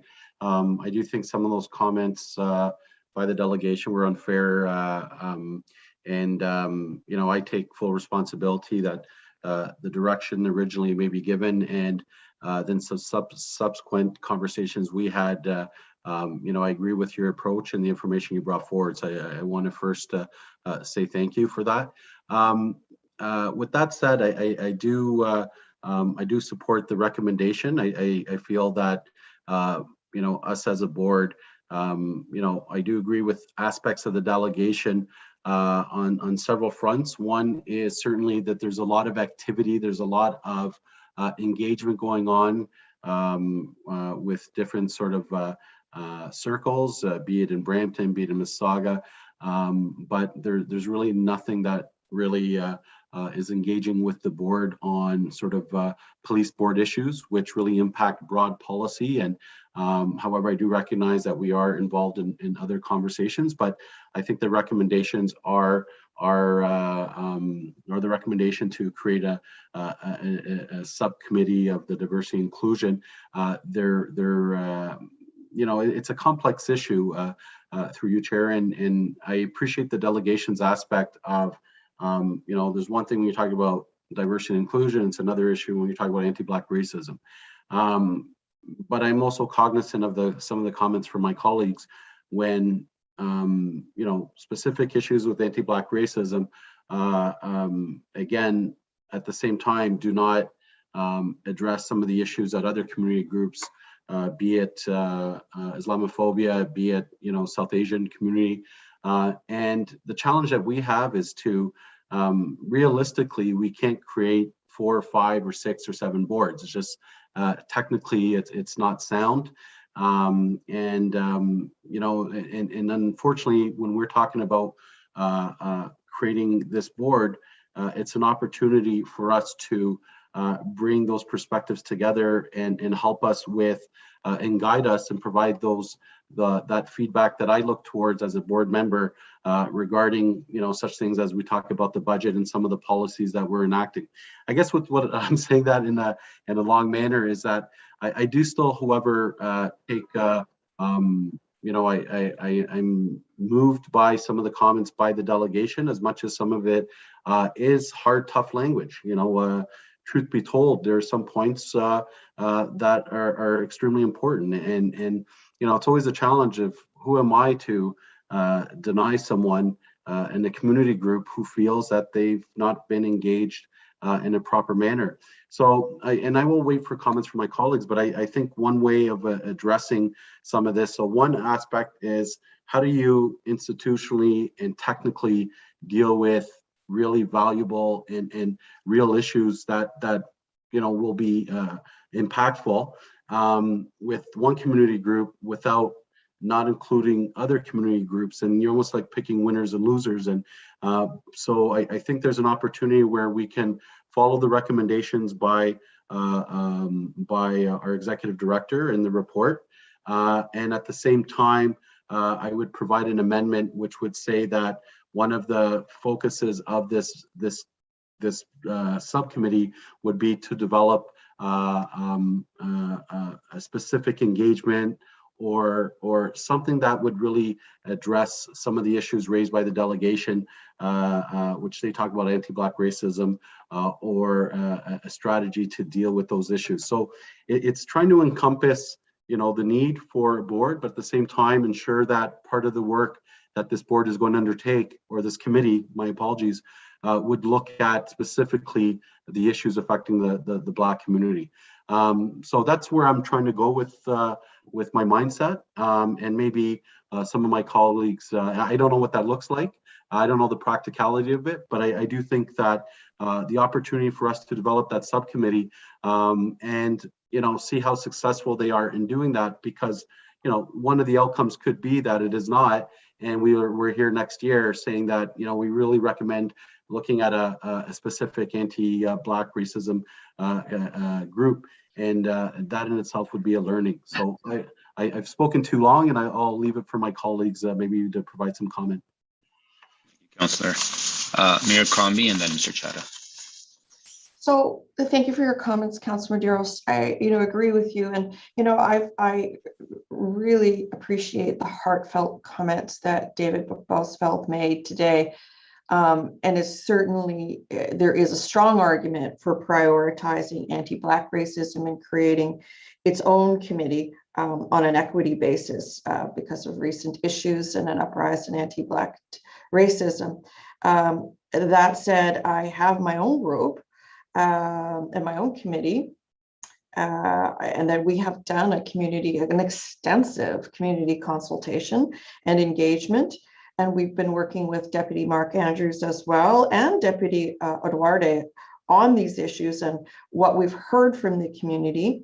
And of course, we've tried to have as many voices heard and be as inclusive as possible. And we've made a lot of progress. And I think that PRP has been very helpful and very receptive. And of course, we're bringing forward a report with very tangible, very concrete, very achievable recommendations from the consultations in a report this month. And so you will see the results of that. And frankly, I know the chief is doing similar things. And I know that Mayor Brown is doing similar things in Brampton. So, I guess it begs the question, notwithstanding that some members of the Black community would like us to form their own group dedicated to anti-Black racism as an advisory panel to this board. Is that need being fulfilled through the panels that already exist in Mississauga and Brampton and with the chief of PRP? So it may be, and here we have our executive director suggesting that we have a kind of a diverse panel that deals with all the issues for all groups. And, I'm of two minds whether we create this group or not, because I have a number of consultation groups that are similar. We have something called Diversity Inclusion Advisory Committee to Council in the city of Mississauga, which I created. It was one of my campaign mandates, and it's been revamped because I know one of our deputies one day took some exception to some of the practices, but it had a very wide membership because it was a popular committee, let me be honest. But we've kind of narrowed it down and refocused the terms of reference, and we're being a lot more productive today than we have been in the past. So I feel very good about it, that moving forward. So there again, there is some duplication. However, we do see other police boards moving in this direction, and I certainly don't want to be left behind. And, advisory panel to the board is a good concept, and I'm always willing to listen. And I would support this if others on the board wanted to support the recommendation from our executive director. However, I feel strongly that David is right, that anti-Black racism should be prioritized on an equity basis. But then we create a committee that deals with specifically Black issues. I know down the road, as Councilor Madero said, there may be other committees we'll have to strike on other issues, and anti-Islam racism would be one, anti-Asian, etc. There are numerous issues that deal with racism, discrimination, and hate that could be addressed. I'm not sure if it's in the mandate of this group. And certainly David Bosfeld suggested that because of the high rates of people being incarcerated and stopped by police that are Black, there is a need to have this specific panel. So I have to say that I'm of the mind that if you want to go forward with the, as recommended, the what are we calling it? Anti-racism advisory panel that the executive director has proposed, I would support that if there's support on the board. And, if one of the recommendations this group makes that we, focus more closely on salient issues that involve certain communities like the Black community, then perhaps we can have a subcommittee of that group be created. So that's where I stand. It's just that in my mind, I feel well served because I have my own advisory committee, but that said, the other members of the board do not. So I leave it in your hands. I'll support it if you want to go forward with it, but I'm quite flexible. But I appreciate what David has said.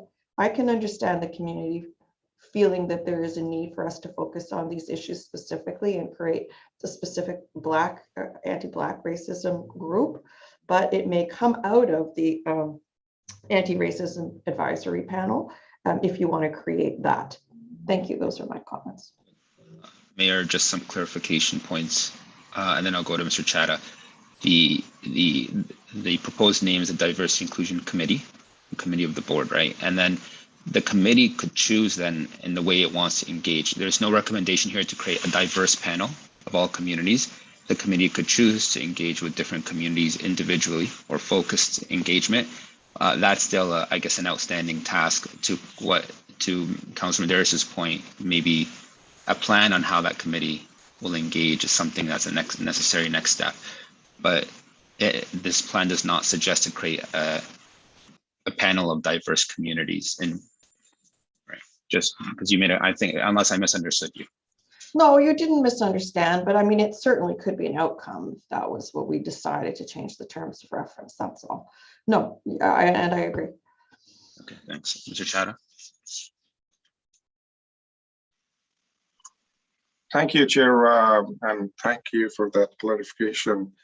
Well, both of our Councilor Medeiros and Mayor Crombie has said very clearly, and I echo their comments. And Mr. Councilor Medeiros, you said that maybe you're talking, but end of the day, that's what really the struggle, as you had the thoughts and the same I have it. And I don't want to repeat, but you said it in a nice way and a good way. And let's be realistic, like both of you are elected officials. We have the composition of the board, the way the structure is. End of the day, we are the part-time position members, and to have one over another and not to duplicate, but still the roots are, majority of the committee members have the board members have the roots within the region. And this is one of the most diverse region we have throughout in the country. And someone like myself, who had the honor to serve as a chair and now serving as a vice chair, who's in this country for less than 20 years, and going through all the challenges and landing from the Pearson Airport to moving up and sitting at this table. This is not,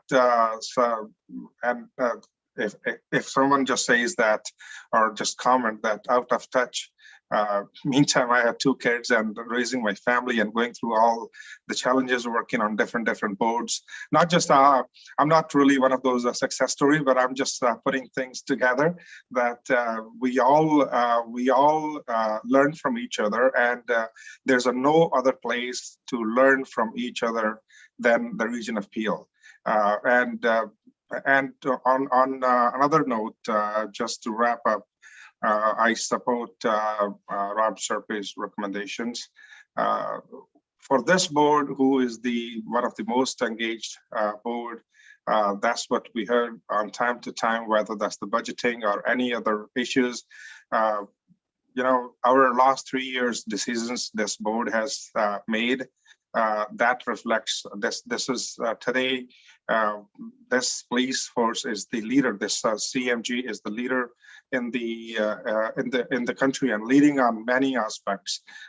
No matter what the circumstances out there, we have done our best, and that's what our commitment is. That we will be doing. We'll be doing that continuously. So thank you. With that, I will thank you for all the wonderful points everyone have made, and I support Rob Serpe's comments. His review about the report. Thank you. Councilor Medeiros. Thank you, through you, Chair, and agree with all the comments, and I think I recognize the board has expressed the willingness to engage with the community. What I want to be very sort of specific, and maybe Rob, you can comment. When I constantly hear, and I know Mayor Crombie talks about what the advice she receives from her board, what I want to ensure that there's no mandate creep. If we're doing this board, this subcommittee, my apologies, that the committee would be specifically focused on issues that we contemplate as a police services board. I don't want to get into other issues that are already being engaged with in broad community.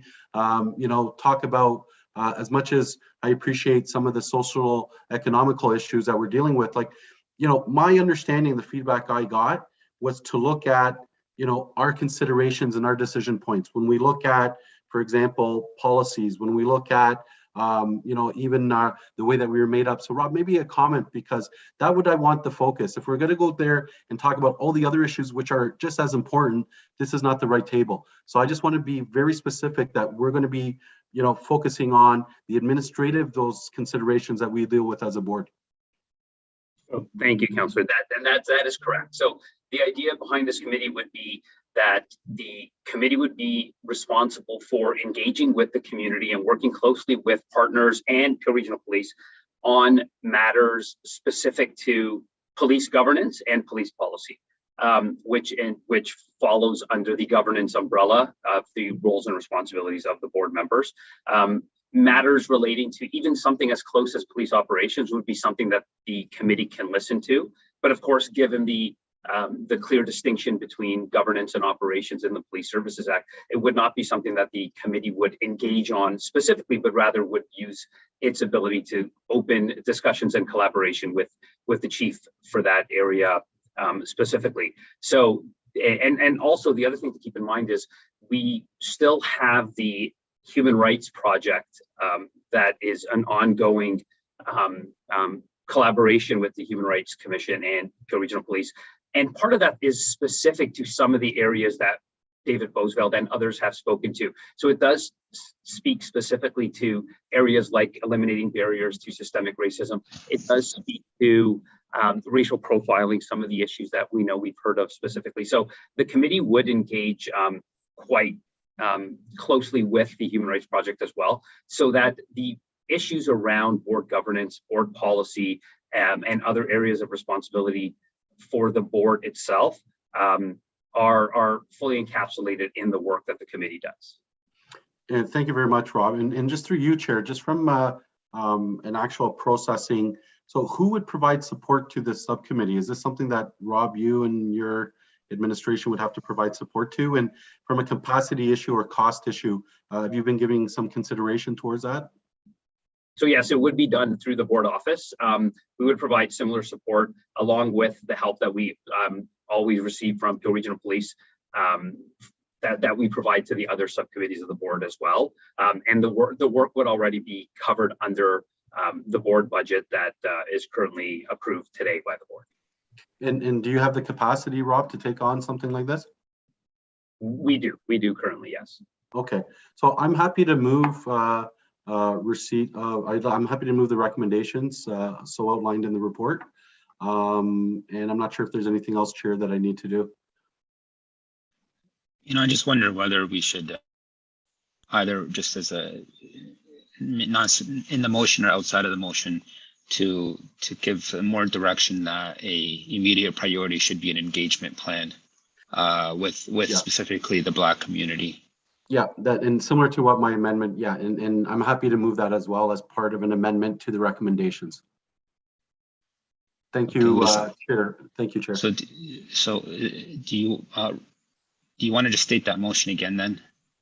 Yeah, so I'm happy to move the recommendations, and as stated that one of the priorities or top priority, and maybe Rob helped me articulate it, but the priority would be to develop an engagement strategy with the Black community to address some of the issues raised regarding the anti-Black advisory group. Yeah, I think what the question would be is that the board support the recommendation to establish a diversity and inclusion subcommittee of the board with specific engagement with Peel's Black community on anti-Black racism. Yeah, perfect. Would someone like to second that? Anyone? Mr. Chadha? Okay, all in favor? Okay, thank you. It's been carried. Okay, then we will move on to our last item, body-worn cameras. Deputy Chief Edwardi. Oh, Deputy Chief, did you want to offer some comment? Maybe you can do that as you begin this section on body-worn cameras. Happy to do so, and through the chair, my apologies for going off camera there, reaching for a bottle of water, and appreciate that, and sorry for your indulgence there. I just wanted to remind, in reference to the deputation to Mr. Boswell, first and foremost, I want to thank him for having the courage to come on and speak to the issue. As we continue our work with the Ontario Human Rights Commission in the project and in the movement, and in reference to some of the thoughts that were generated in relation to the anti-advisory, anti-racism advisory committee, I wanted to offer the following clarity. And as stated before, and many times again, the committee initiation began as a starting point, a point of reference, somewhere to start. Someone had to get a group of people into a room and begin the dialogue about committee composition, terms of reference. And that has been some work that has been ongoing. In fact, PRP has given up the chair to this committee. It is co-chaired by community members. The community members have just finalized their terms of reference just a couple of weeks ago and are making some tweaks, and they will be publicized. We have an external website updating our progression on the Ontario Human Rights Committee and the project. The committee has established and is establishing a matrix for composition. That is, they're doing an audit somewhat of community members that they want to ensure are represented, including members of our Black community here in the region of Peel. Recently, a survey went out about the perception of Peel Regional Police. The survey has closed. The survey results are being tabulated and are being analyzed, and they will be released by the end of this month. And focus groups currently on the collection of race-based data and other commentary is being established by the committee itself, and a call for action, a call for thoughts on that will go out to the community and will be communicated via not only Peel Regional Police, the Ontario Human Rights Commission, but from our Police Services Board as well. So I just wanted to provide those thoughts in regards to the deputation. Thank Mr. Bosveld for bringing those to the forefront and wanted to also address them. I'll pause there before I move on to the body worn camera portion, in case there's any questions or comments. You can continue. Okay, thank you. Well, in terms of the body worn camera project, again, moving quite steadily and quite well. In fact, the project status is hovering at around 90% completion. We are at around 700 cameras deployed to our frontline officers, which is just about on track given the summer months. And certainly we aim to deploy about 950 to 1,000 cameras to frontline operations. We have had a third phase of our social media campaign. I can tell you right now it's been very successful. There's been quite a bit of engagement. In fact, on our website, it is one of the most targeted sites on the Peel Regional Police website. That landing page for body worn camera is utilized 33% more than the website average. And our community is digging into the information provided and providing their thoughts that are being collated by the body worn camera team and being used to inform at the steering committee level. The body worn camera related information is 4 times more visited and informed than other existing pieces on our website. And so we're proud that our engagement piece with the community is working and it's being effective. And in this case, it's the community coming to our site to engage us. Just on the last piece, as part of the body worn camera project, we are piloting an in-car camera system on 3 vehicles designed specifically for road safety vehicles. That is to monitor school zones, high collision areas, and in terms of public safety and enforcement. So we've added that to our project, and we are just in the installation phase of that equipment, and I will have more to offer in terms of updates on that at our next meeting. And those are my updates. Thank you. Any questions from the board? Mayor Crombie, I don't know if is that a hand from before or okay. Deputy Chief, just in terms of community feedback, what are the top issues that are coming up or comments? Thank you, Chair. The top issue and concern right from the very get-go is privacy. Privacy is steadily being a top issue in terms of data security, but also data privacy in terms of where does the information go. And we've done our best to be able to explain that and continue to engage on that piece. The second piece is, another piece of the privacy is privacy in terms of the cameras just being on during an interaction. And of course, as you know, during emergency incidents, the cameras are on or they're triggered by the taser or the unholstering of the firearm. But in non-emergent situations, we provide the community member an opportunity to tell us when the camera should be on or off, given the situation. And so that's where we lie there with the privacy piece.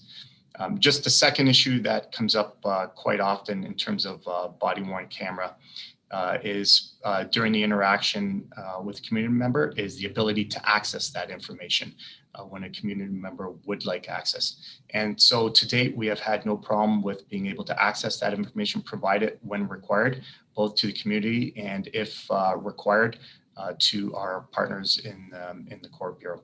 And so you might hear that I'm knocking on wood, we've done quite well. And I'm hoping that we continue to engage in a meaningful way to inform the project. Very good. Okay, with that, can I have someone move to receive the report? Councillor Madera, seconded by Mayor Crombie. All in favor? Okay, I believe it's been carried. Thank you. This concludes the public portion of our Peel Police Services Board meeting. Thank you, everyone, for being patient as we got through it. We'll adjourn for 5 minutes, then move to our in-camera through Zoom, our other Zoom link. Thank you.